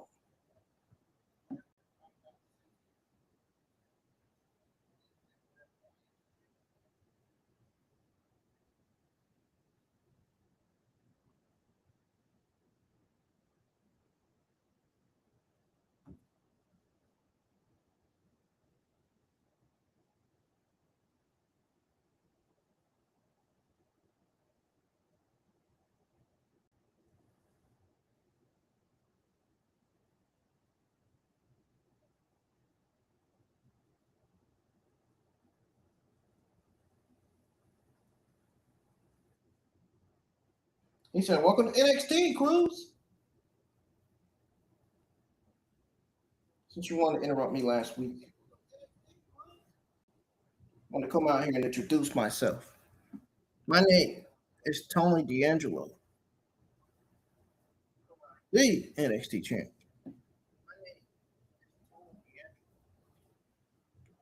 Now, for the past few years, I've taken on the hottest names on this ring to address the Dota universe. Tell everybody how they're going. They're gonna win the championship, change the business. Everything you just said with all that passion, I believe in you. I believe every single thing you said.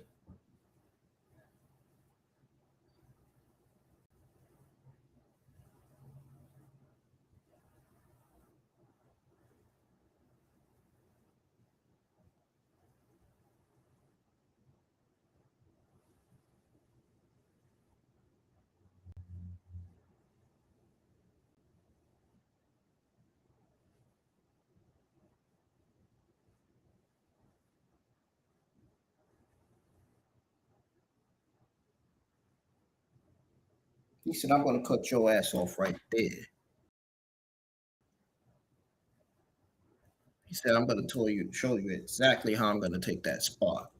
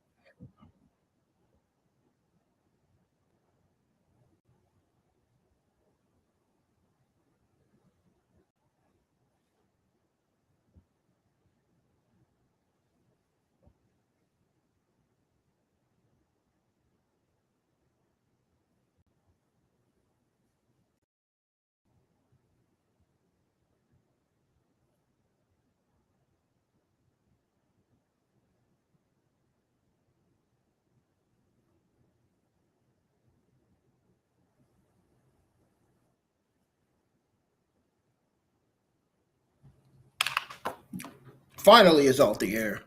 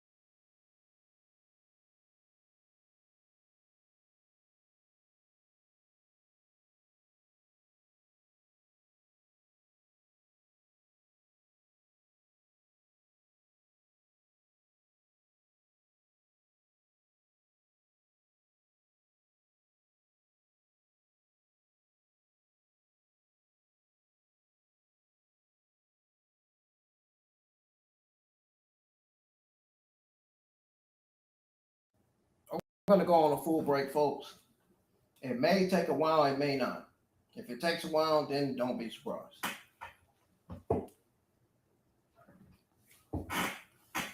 When I come back, go over my overall results, thoughts, and grade on the entire NXT episode.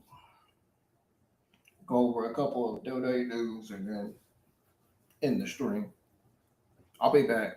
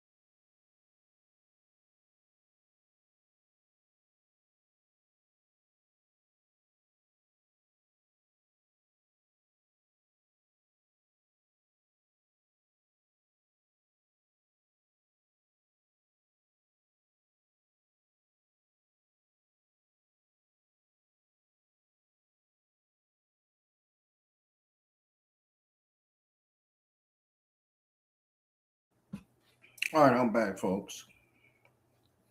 Remember I said it might take a while, it might not. Well, it did. So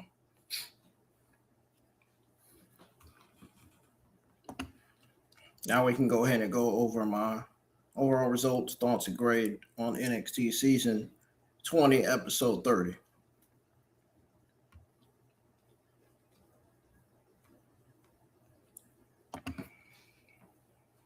Like I said, going into the show, I already grade predicted this show. I gave it a mid-C.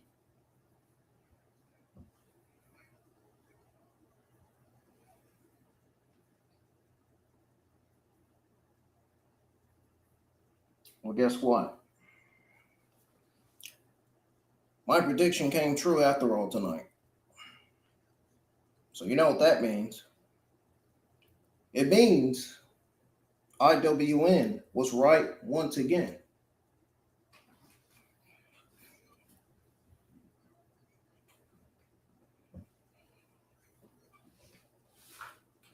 Raw did worse than NXT this week. Just like they did last week.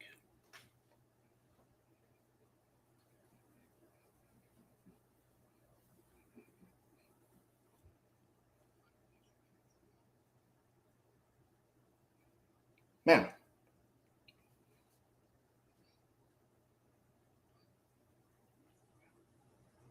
when I tell y'all this show was a straight up mid-C garbage show, I mean it was mid-C garbage outside of 4 things. And I got to break it down for y'all.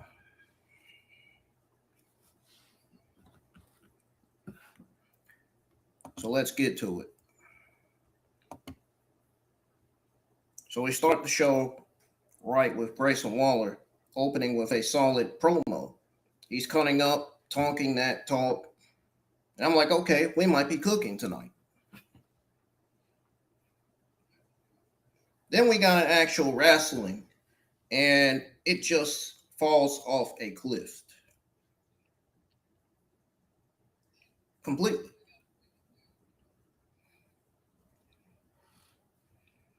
First, we got Lindsay Rain versus Izzy, with Nico Vance out there with Izzy and Lindsay.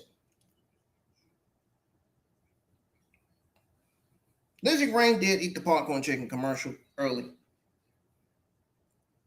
This was earlier, which was recommended by Shiloh Hill. She said she's going to keep an eye on the underground match for next week. The match itself, honestly, Lizzie versus Izzy was probably match of the night. B- type match. They actually showed some fire. But you know, it's sad when that is the best match on the card. And that's just not me hating. That's just generally me being honest.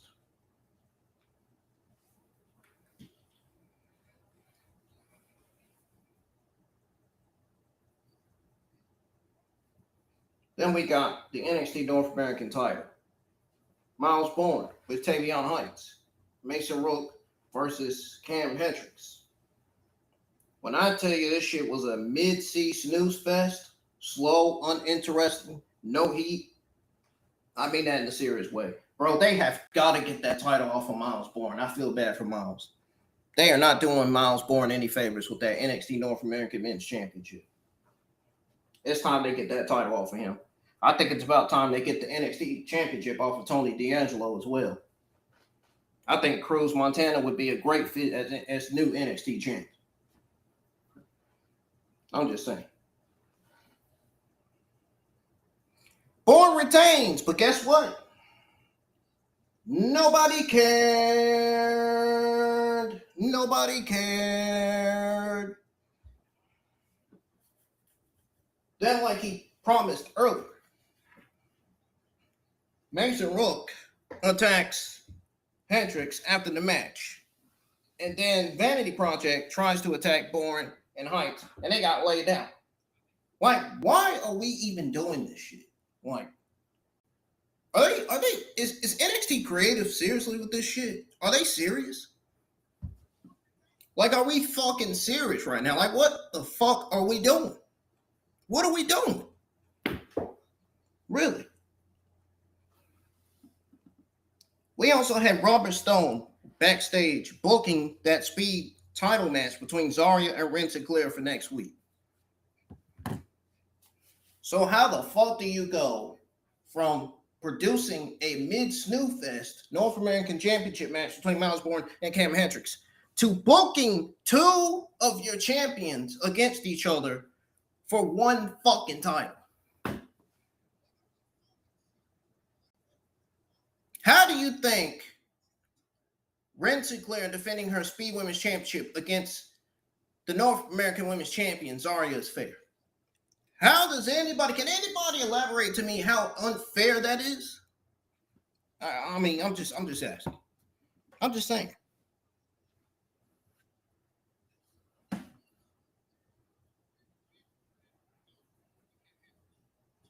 So check this out. Here's the scoop about this. If Sinclair retains, she gets a shot at Zarya's NXT Women's North American title. Okay, cool, I guess. But first of all, who the fuck asked for this shit? It's an easy answer. You know what I'm about to say, folks? No fucking body. Moving on.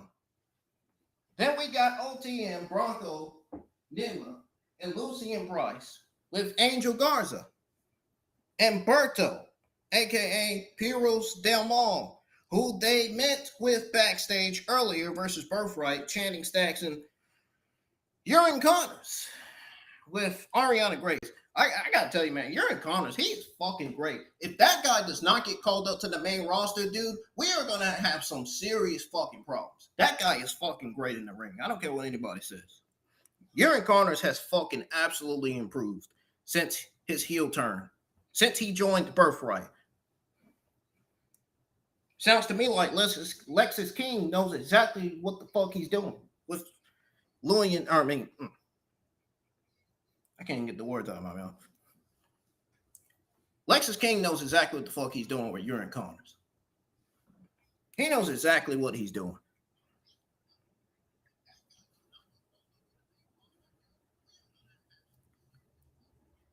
Urine Connors is a great talent to have on NXT. I think by the time the main roster gets here, I think Urine Connors is going to be a great heel. I really do. If they book him and use him right.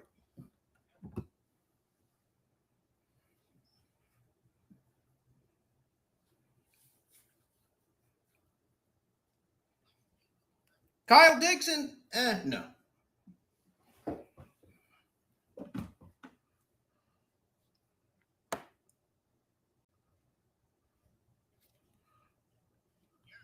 Anyways.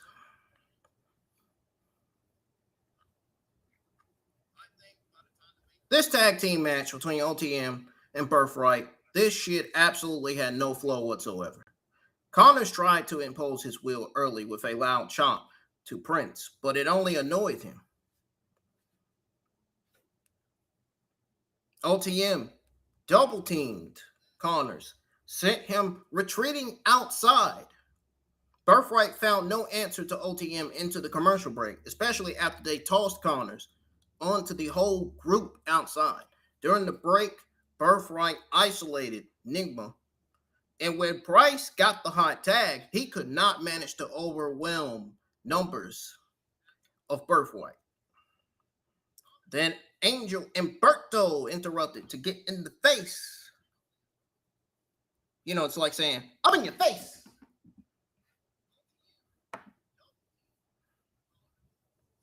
They got in the face of Birthright. Nima tried to ease tensions, but was distracted too long.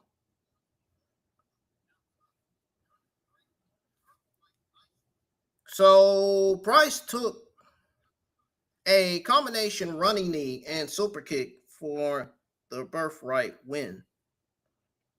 Dude, This is the last time I'm going to ask you this. Like, what the fuck are we doing? This sudden escalation with Nigma's odd split role between OTM and Los Perros Del Mal does not benefit anyone.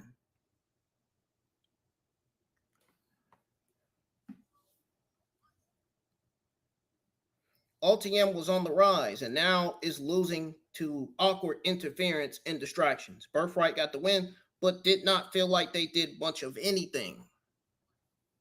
Urine Connors is getting better, though. That guy's fucking great, man. You can shit on me, you can hate on me for saying that. I don't give a fuck. Kiss my ass. Moving on.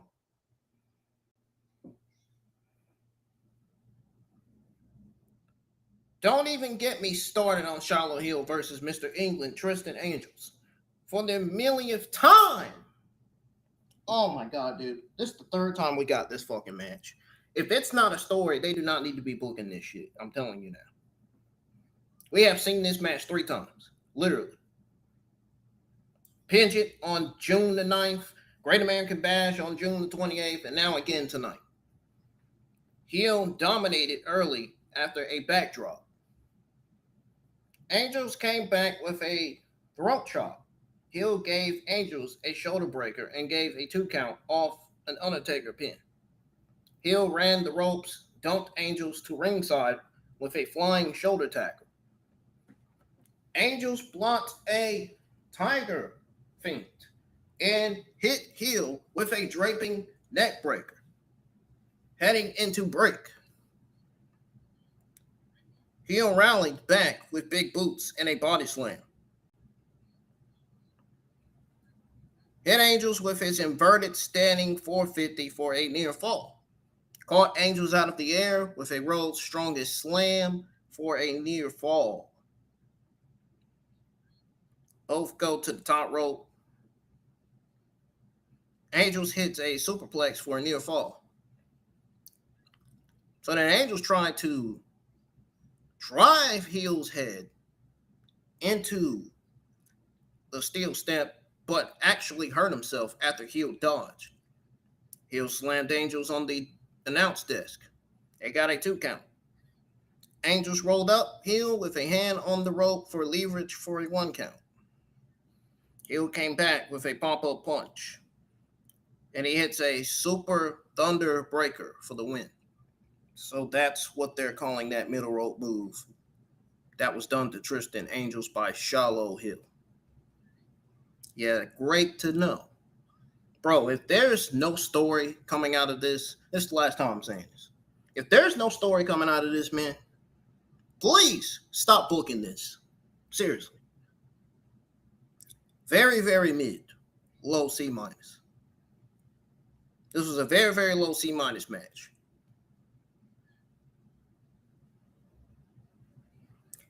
But check this out. The only things that saved this show from being an F, that vignette of Kendall Gray training with her father and Julius Creed, that was fire, man. I enjoyed watching that. That was a great vignette. Another great vignette was Lola Vice. Then we had Cruz Montana, also hard. And then the main event segment to close the show. Cruz Montana, a.k.a. Mike Santana, former TNA champion. New interesting, soaking in the Montana chants, talking about how he always keeps it real. Said he never thought he'd say Cruz Montana is officially a WWE superstar. Said there were times he never thought he'd see tomorrow. Not WWE or TNA, but in life. Came up from the hardest streets in New York City.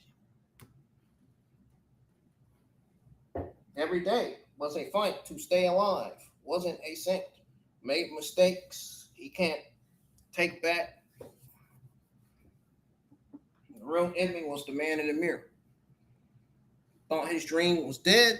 either be a story of wasted potential or the man has daughter deserves to call father. I've seen a post photo of him and his daughter.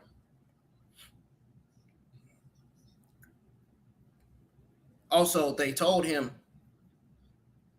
it was on Instagram anyway, but they told him he reached his ceiling as a tag wrestler and couldn't be the guy. Ended up on a losing streak, but started to win. Every step wasn't validation chasing, but proving and taking advantage of second chances. Rebuilt his career one city, one opportunity, one match at a time. Appreciates. He appreciates TNA, but tonight he stands as WWE superstar. Won't allow his past to dictate his future. He's at the beginning of chapter he's been chasing his whole life. Came to NXT to prove he's among the greatest in WWE. Not here to fill a spot, but to take a spot. Gonna be new NXT champion, said Grayson Waller, cut a promo. But homeboy can meet him in front of whatever YMCA he wants to meet face to face. That was a solid B promo. That was honestly the realest thing on the entire show. Then Tony D'Angelo, the NXT champion, comes out, welcomes Cruz to NXT. He says, introduce himself properly after Cruz interrupted him. After he interrupted him last week, says he's seen many free agents talk about running NXT. Winning championships, changing business. He actually believes everything Cruz says except one thing. Taking the spot of NXT champion, says, unfortunately for Cruz and Kangaroo Jack, that spot is held until further notice. Cruz cuts him off. Grayson Waller shows up, shoves Cruz into Tony D. Waller escapes dead to rights. Ducks and Montana accidentally hits Tony D.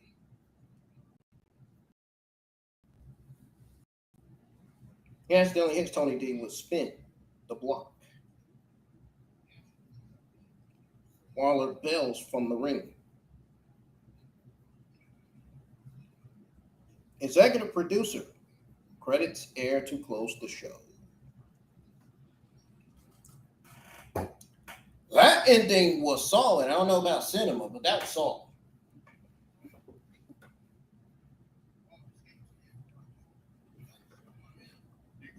So overall, outside of Grayson Waller's opening solid promo, Lizzie Ring versus Izzy, the Kendall Gray and Lola Vice vignettes, Cruz Montana, hey! And NXT Men's Champion Tony D'Angelo and Grayson Waller closing the show. My God, was the rest of this stuff, including the matches, were very, very fucking mid-seed garbage. These matches were awful, dude. Most of these matches were slow-pacing matches, including that North American Championship match and Tristan Angels versus Shiloh Hill.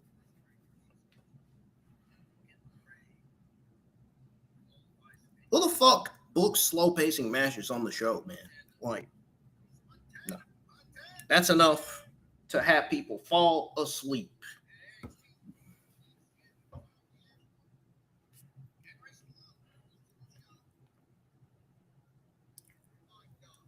So when I tweet out a voting poll, make sure y'all vote your overall thoughts and grade on NXT Season 20, Episode 30, which the voting polls will be on the YouTube community tab and Twitter X per usual, as always.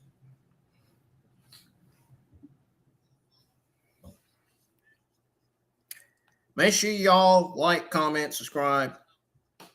And now let's go ahead and move on to going over the WWE news.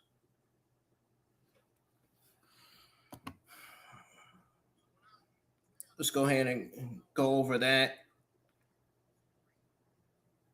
First of all, I'm going to answer the questions to, NXT setting to begin the streaming live on ESPN app. And also, there's news on the Monday Night Raw viewership.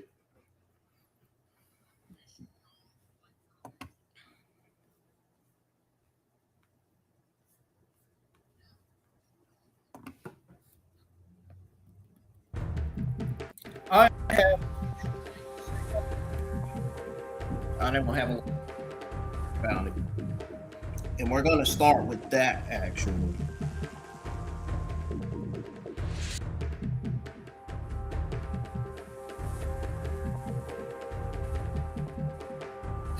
Because I got some stuff to say.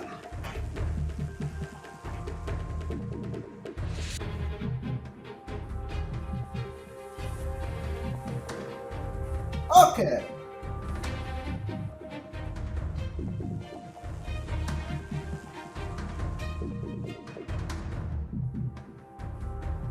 According to Tony, Monday Night Raw, number 6, globally, and number 5 in the United States for the week of July the 20th, 2026.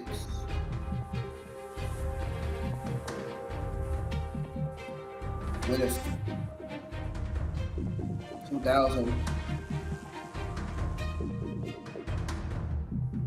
2,400,000 global views unchanged from number 6 last week.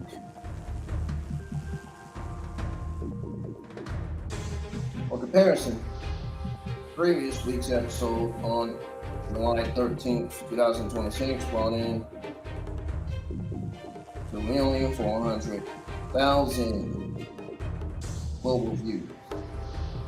Meaning this week was unchanged, 0.0%. Globally, it moved from number 6 to number 6.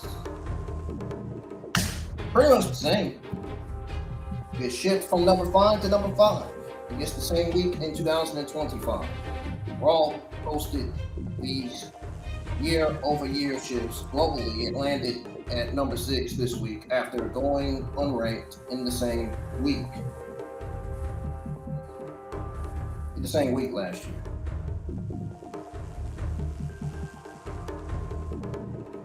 In the United States, it came in at number 5 this week after going unranked in the same week last year.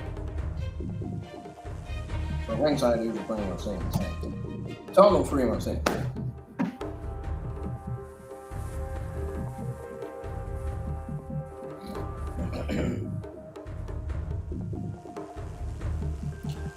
Yeah, they need to, that is something they need to work on, their ratings. I imagine the ratings have been bad. I mean, we've gotten 2 weeks of terrible television coming out of Raw, man. There's no reason why we should be getting 2 weeks of terrible television. Somebody, I don't know why Bruce and Michael Hayes are still there, man. They should already be removed.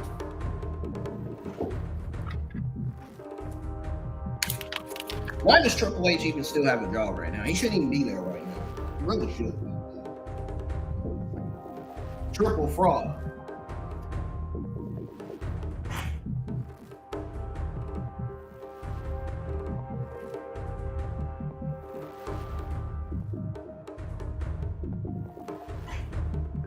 Triple H should absolutely not be there.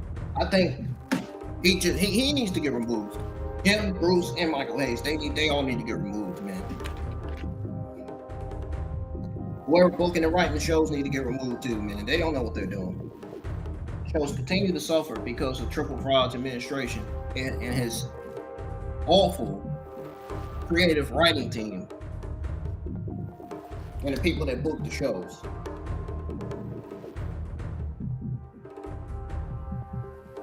But anyways, so this is what it says here. WWE Raw week-to-week viewership comparison on Netflix.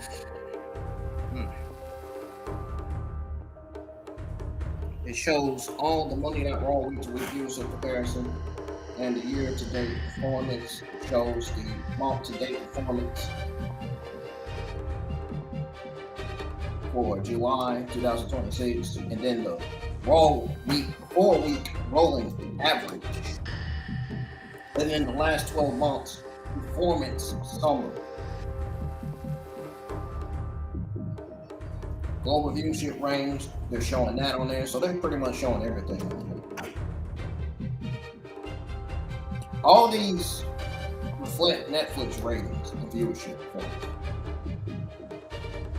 They do not include liner TV viewership or any digital viewing. I mean, that's what Ringside News says anyway. They will continue to monitor Raw's Netflix performance as the company expands its reach internally. So we'll probably hear from them again about the Raw viewership next week.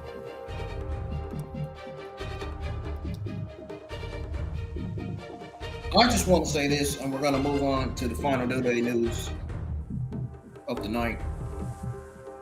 I'm sure everybody already knows about it, but I'm just going to go over it anyway in case anybody didn't catch it.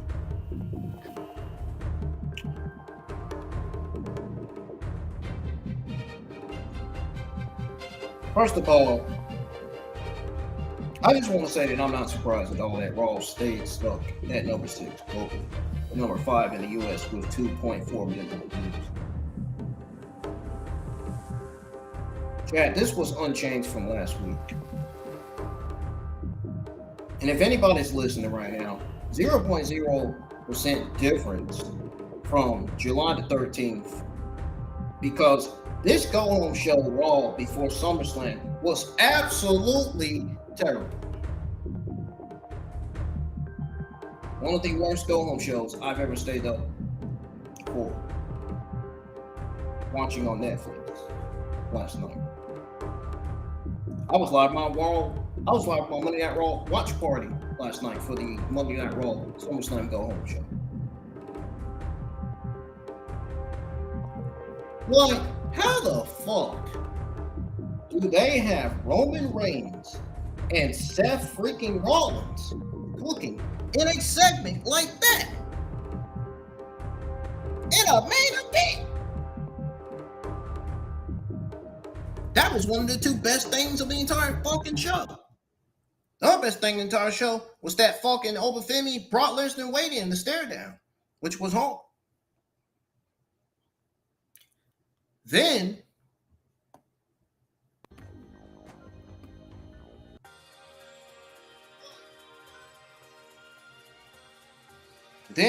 you feel the other 2 hours.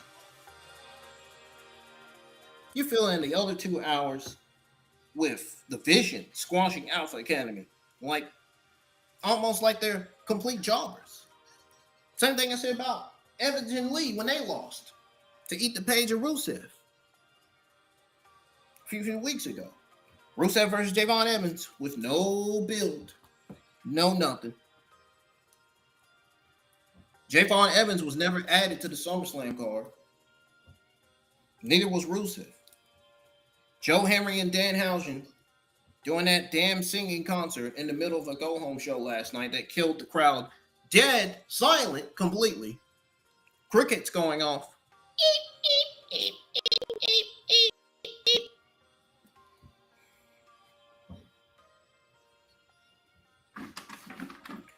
Oh.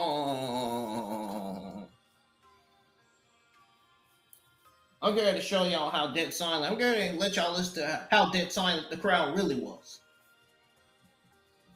Give me 1-2 minutes.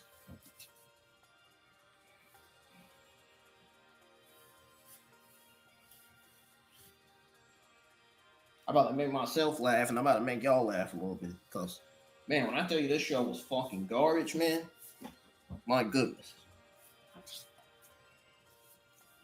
The worst I ever seen.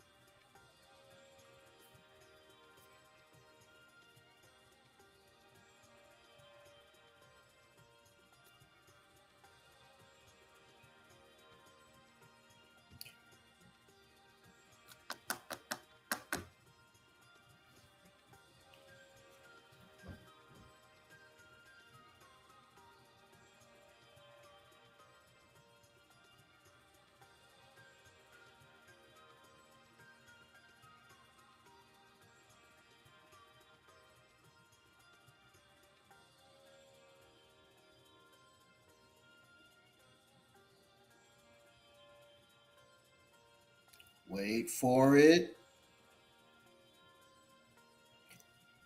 Wait for it.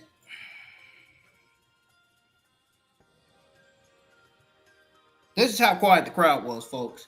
This is how quiet the crowd was during the Joe Henry and Danhausen concert last night.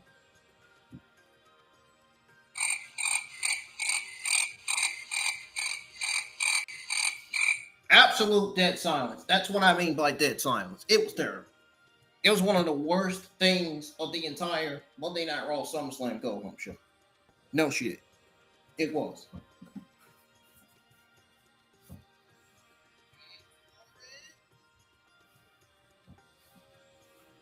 Mysterio versus Ethan Page again. Like, we didn't see this same match 3 weeks in a row.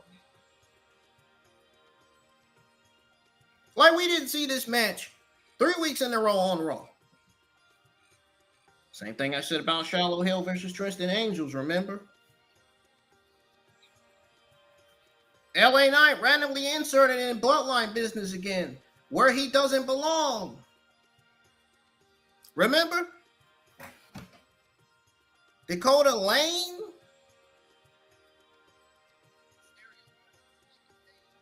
Nah, man. There was no Dakota Lane on Monday Night Raw, man. Give me a break. They buried her faster than they buried the freaking his name. They buried her faster than they buried Apollo Crews.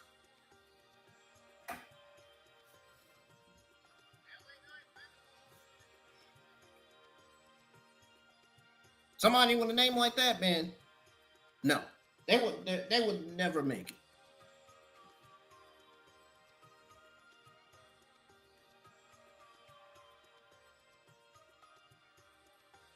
Honestly, the worst booking decision of all time on last night's Monday Night Raw was that they ended Sol Ruka's whole women's title 57-day ghost reign. She was the IC Women's Champion.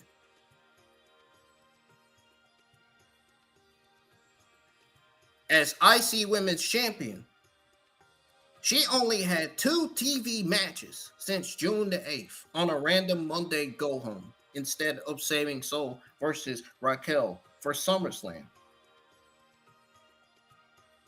where it still would have probably meant nothing anyway, given that Raquel got too many opportunities. And like I said last night, how the fuck is it that Raquel gets more opportunities than Roxanne? What is going on? What are they doing? Like, seriously. How is it that Danhausen is on the SummerSlam card and not Braun Breaker or Carmelo Hayes? You know, Baron Corbin did confirm on social media that Carmelo Hayes should have absolutely been in the match. He should have absolutely been added to the match. I agree. He should have been. He absolutely should have been. There's no reason why Carmelo Hayes or Braun Breaker should be left off the card. Simple as that. 2 youngest stars in the company left off a card because they don't see any main event scene or anything else in them. Boy, this company is bankrupt, man. This company's full of shit, dude. No kidding.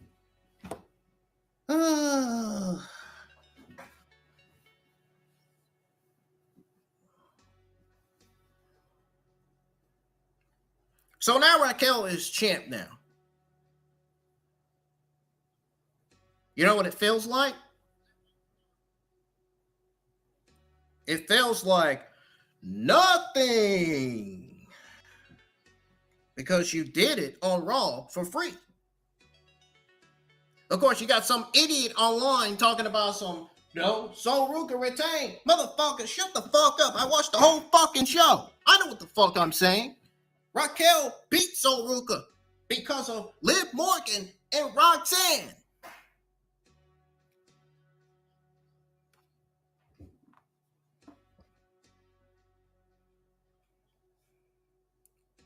Guy is a fucking moron, man. This troll account from the other day.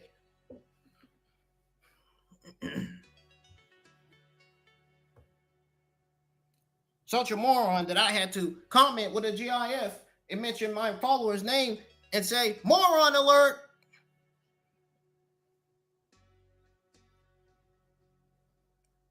Exactly what that account is. Talking about some, it didn't happen. Yeah, right. Be a fucking break, man. You can't troll accounts, man. I tell you. Oh, they something else. And then he gonna ask me what tape. Show hasn't happened yet. I said, go to WWE's YouTube channel and watch the clip coming out of the match. Talking about some is fake. He literally said this to other accounts on Twitter X as well.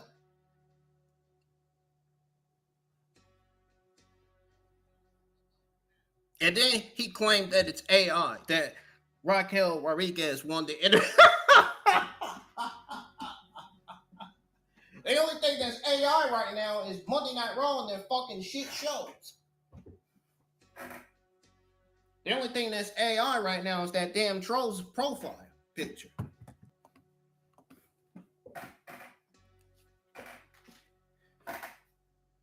Give me a break, man. These people. Oh, man, this community is just crazy.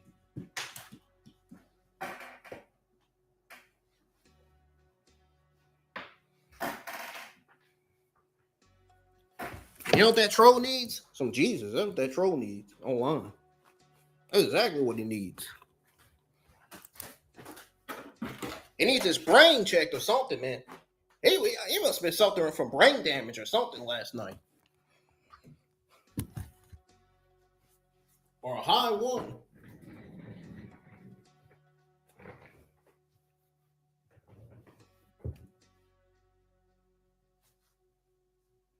Kept on telling this guy it literally happened last night. I told him, I said, it's on Netflix. It's on Netflix and go to YouTube already. Got highlights up. Are you sure? This troll talking about some, are you sure? Go check it out, folks. It's on Twitter X. I tweeted out and said, Sol Ruca versus Raquel Rodriguez, mid-C. Raquel ended Sol Ruca's 57-day reign. That's ridiculous. That tweet.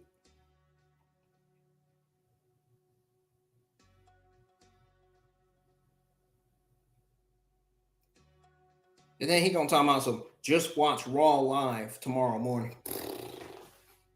Yeah, that's how I know his brain was fucked. He didn't even know what the fuck he was saying himself. Oh, Lord.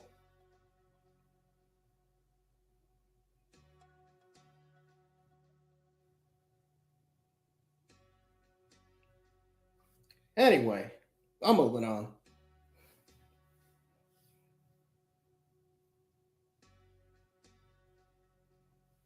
Back to what I was saying. Of course, the Netflix number didn't move. It stayed 2.4, same as last week. No new viewer would stay up and sacrifice sleep for that poor man Raw. The 3.3 million high from April the 20th after WrestleMania proves people will watch when it's good. When it's bad, they don't watch. But us YouTube content creators that do Monday Night Raw watch parties and reviews and results live streams have to watch because it's our job. Have to go over the show because it's our fucking job. Same with the podcasters.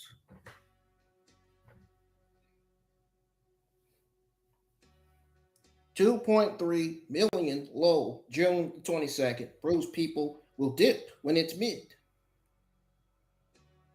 Sure, can't blame them. There's a reason for that. WWE shit creative writing and booking, obviously. What's new? So 2.4 million right now is exactly what that terrible ass show delivered. Mid, poor man, awful, zero effort, go home show. That's exactly what is best describes Monday Night Raw SummerSlam Go Home Show.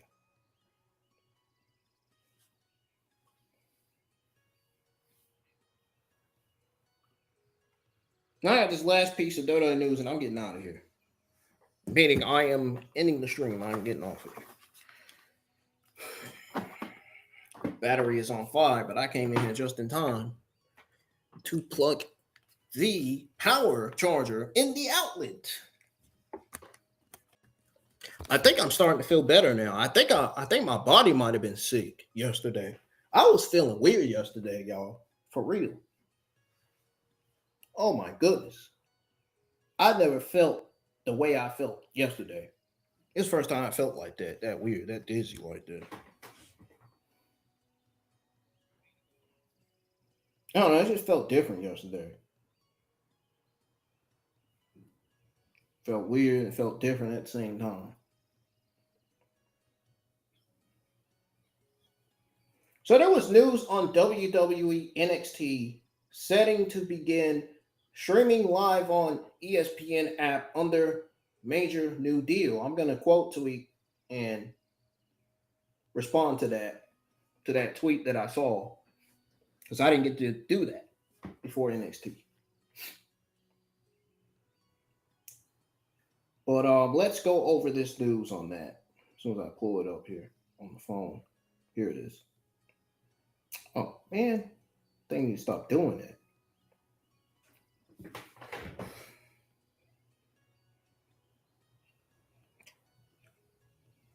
So NXT is officially heading to the ESPN app as part of a major new streaming agreement between ESPN and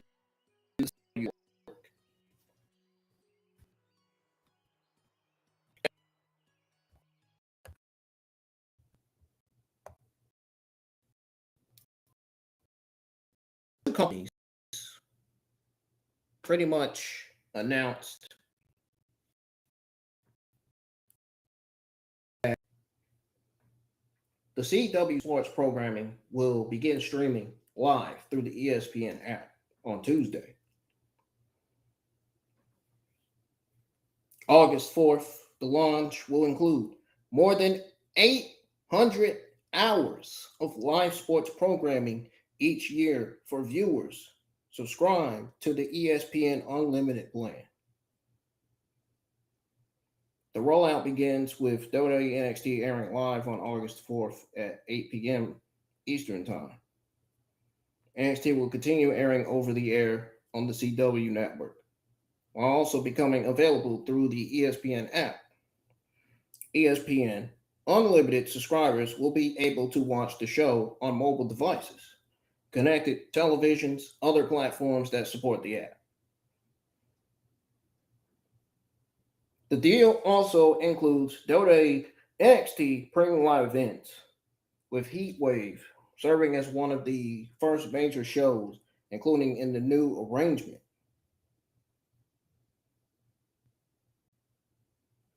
NXT Heat Wave will stream live from Texas on Sunday, August 30th at 3 p.m. Eastern Time.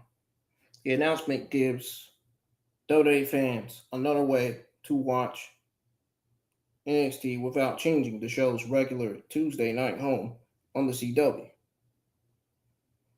It also places the brand alongside NASCAR, college football, basketball, bull riding, volleyball, and bowling inside the ESPN app. ESPN and CW confirmed that all sports programming will still air live on the broadcast network while streaming through ESPN Unlimited.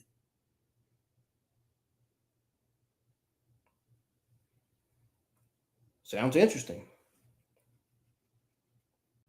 No, not that interesting. It should sound good for the ESPN Unlimited subscribers, really. Says, and I quote, more than 800 annual hours of CW sports will be broadcast live on the CW network, as well as stream live on the ESPN app for viewers with an ESPN Unlimited subscription plan. I used to have that. For some PLEs. Subscribers can purchase ESPN Unlimited directly or activate activated through participating television and mobile providers. Viewers with the Disney Plus, Hulu, and ESPN Unlimited bundle will also be able to access CW sports programming through Disney Plus. The partnership gives NXT a much larger streaming footprint while keeping the show alive on free broadcast television. With weekly episodes and premium live events now included, ESPN is becoming another major home for WWE content beginning August the 4th. Now, do I think streaming NXT through the ESPN app will help WWE reach a larger audience? The answer for me is both yes and no.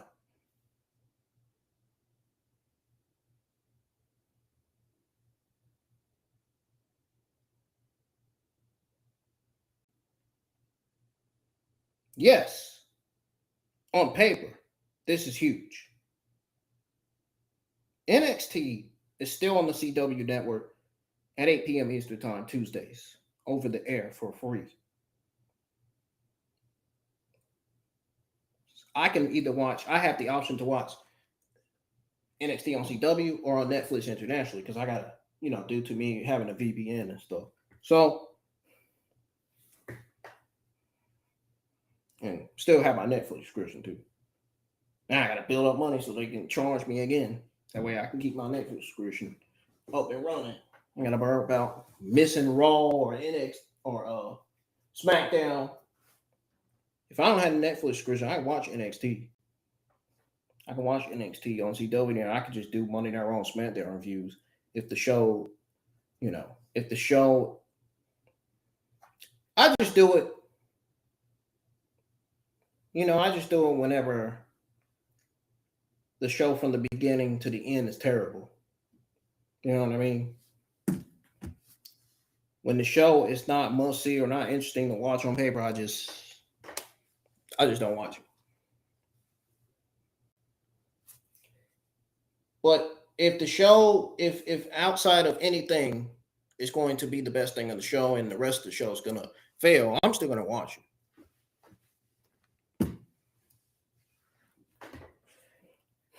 If anybody understands what I'm trying to say here, hopefully.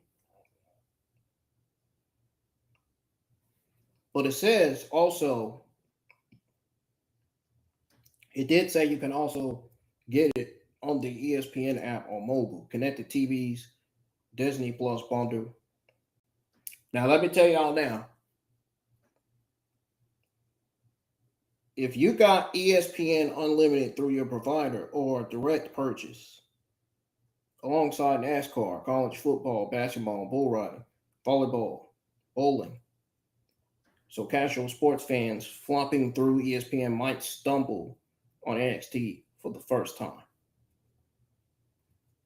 Now that's more eyeballs, bigger footprint. ESPN is a larger sports giant. So yeah, it expands the reach, especially with premium live events like Heat Wave included. So he explained why I said yes.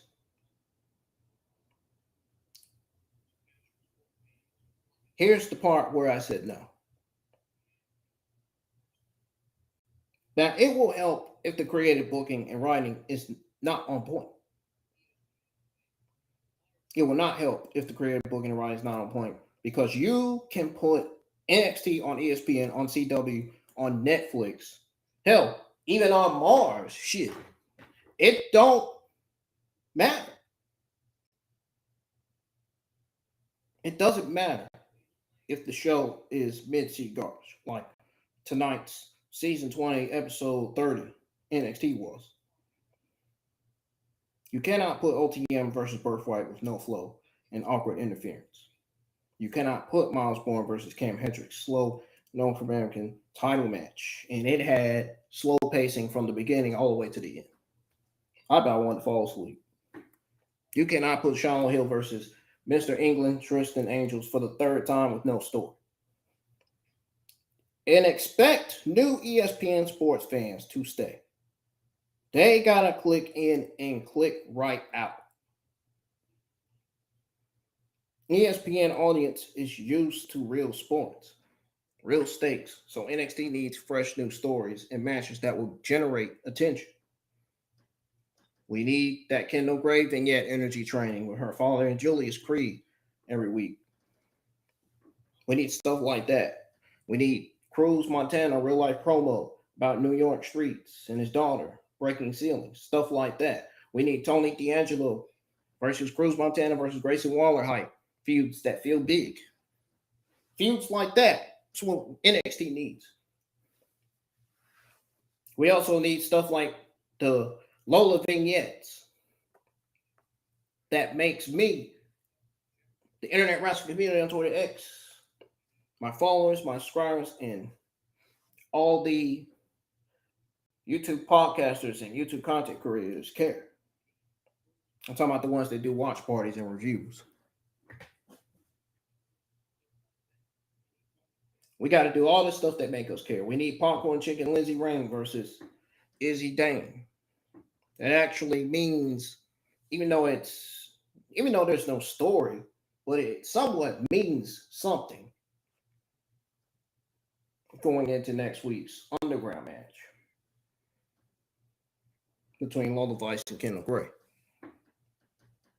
But yeah, we definitely need fresh matchups. Not the same Shiloh Hill versus Angels on loop.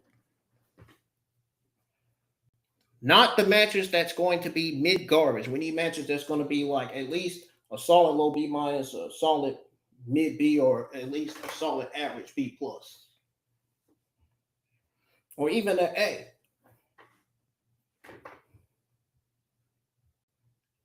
Some wrestling sources graded that Grayson Waller an A. I gave it a solid average B plus. It wasn't nowhere near no A, in my opinion. In my opinion, it was a solid average B plus promo from Grayson Waller. Nothing more than that.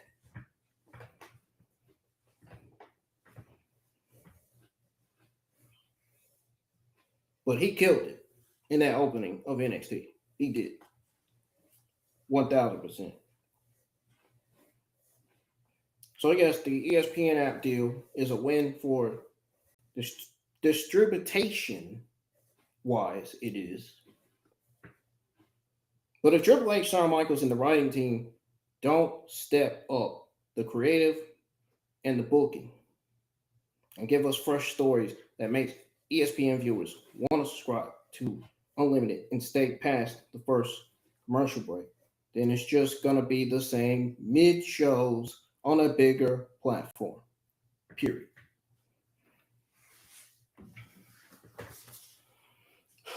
That's going to end it for your WWE news for the night. Timestamps will be in the description, folks.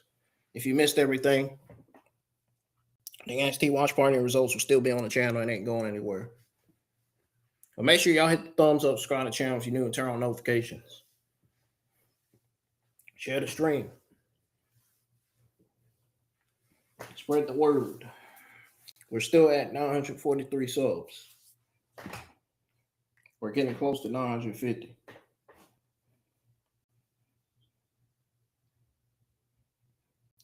I appreciate some of you that was able to tune in. I know not all of you were able to tune in, but some of you.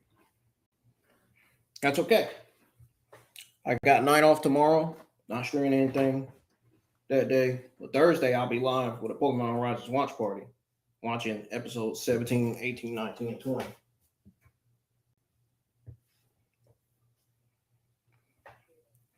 If anybody have any questions wrestling related, man, feel free to DM me on Twitter X or reach out to me or comment on one of my YouTube community tab posts. Well, thank y'all for tuning in. And enjoy y'all's Wednesday tomorrow. I'll see y'all live for some more Pokemon Horizons content here on the IWN YouTube channel. We'll be live for the Pokemon Horizons watch party for all 4 episodes that I need to catch up watching. There's more to that. There's more than just 4 episodes. So, oh, and don't forget, the weekend we'll be live for Friday Night SmackDown SummerSlam Go Home show. SummerSlam Night 1, Saturday, AAA Verano de Escatolo Week 2, and Sunday, SummerSlam Night 2. So, big weekend, man. Big weekend ahead for wrestling. Wrestling-wise. Even though the ticket sales for SummerSlam are still down, people are saying it's up high. Nah, I still don't believe they're up high. They've been mostly down lately.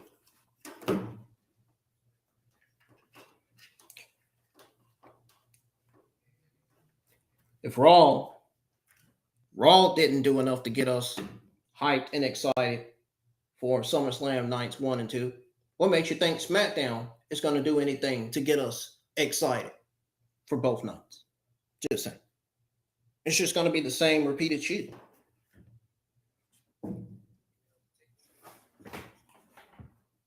And they haven't even announced anything for SmackDown, for the SmackDown SummerSlam Go Home show. Well, we need to know before Friday. They need to come up with some kind of card.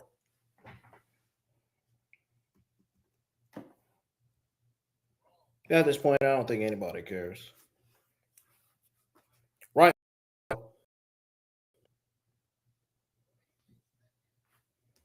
Triple H has put this company down to the dirt. Might as well say WWE's no more at this point.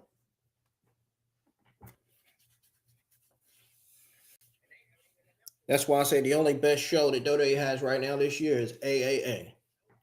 The number 1 best show of this entire year. And it's a Mexican promotion.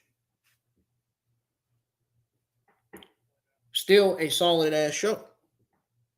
And it's still doing better than Raw, NXT, and SmackDown, and Evolve.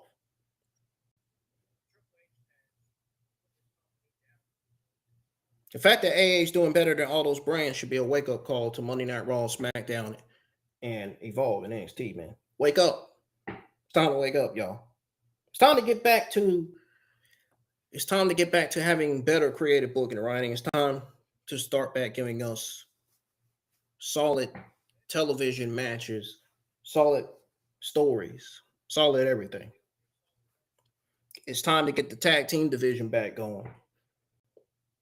It's time to get the Raw and SmackDown women's division back going from being dead.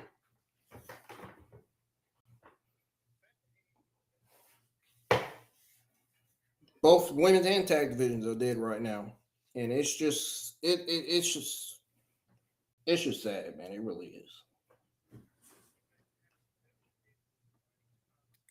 No Rhea return, no Stephanie return, nothing.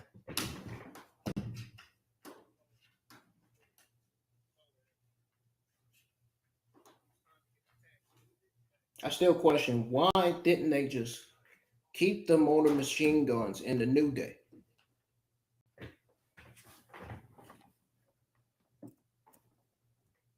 Till this day, why did they have to release 2 of the greatest tag teams of all time? It just didn't make no sense.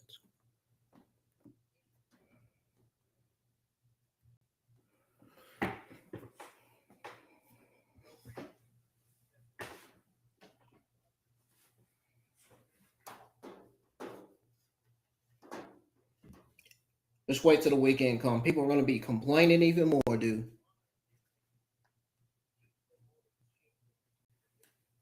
Going to be complaining even more when Friday get here, I'm telling you. Telling you right now, nobody in the internet wrestling community, and I mean mostly nobody, is not looking forward to SummerSlam this weekend. Like I said, it doesn't generate no hype or excitement. Nothing. If it did, none of us wouldn't be complaining. none of us wouldn't be complaining like we do. And we complain because we actually care about the product and we care about the talent.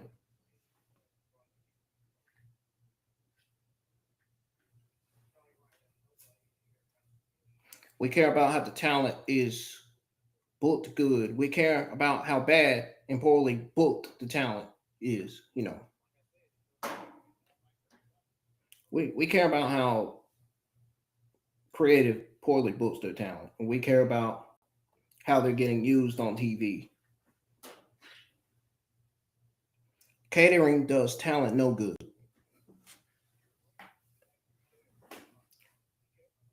You got them sitting in catering, they're not making money. They're not making money unless they're on TV. Them being on TV isn't going to make them money. Them being on TV is.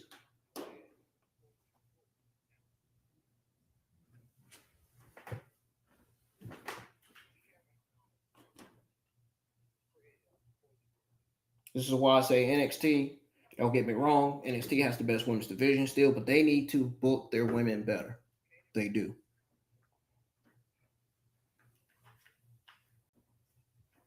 This is why I said for Raw and SmackDown, it is not the talent, dude. It is the shitty gimmicks and movesets that they give the talent. It is the way they poorly book the talent, the way they use them on TV. It's how terrible the creative booking and writing is. That's the only problem. That's the only reason why the shows have been terrible like they are. I mean, there's no other reason to it. No story. You know.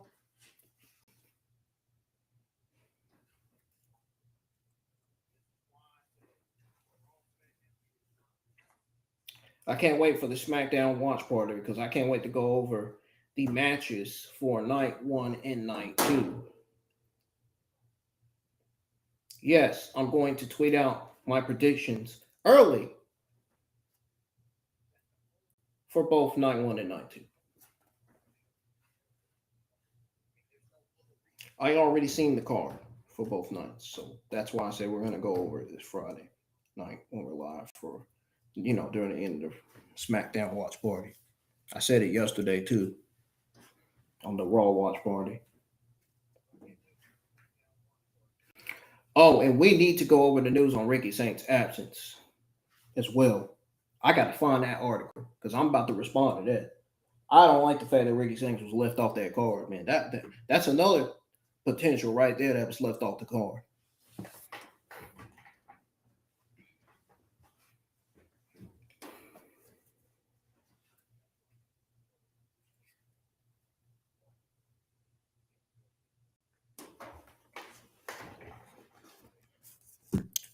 All right, y'all. Good night. I will be on Twitter X tomorrow. If I see any important news, I'm going to quote tweet my responses. You know how it's going to be. So,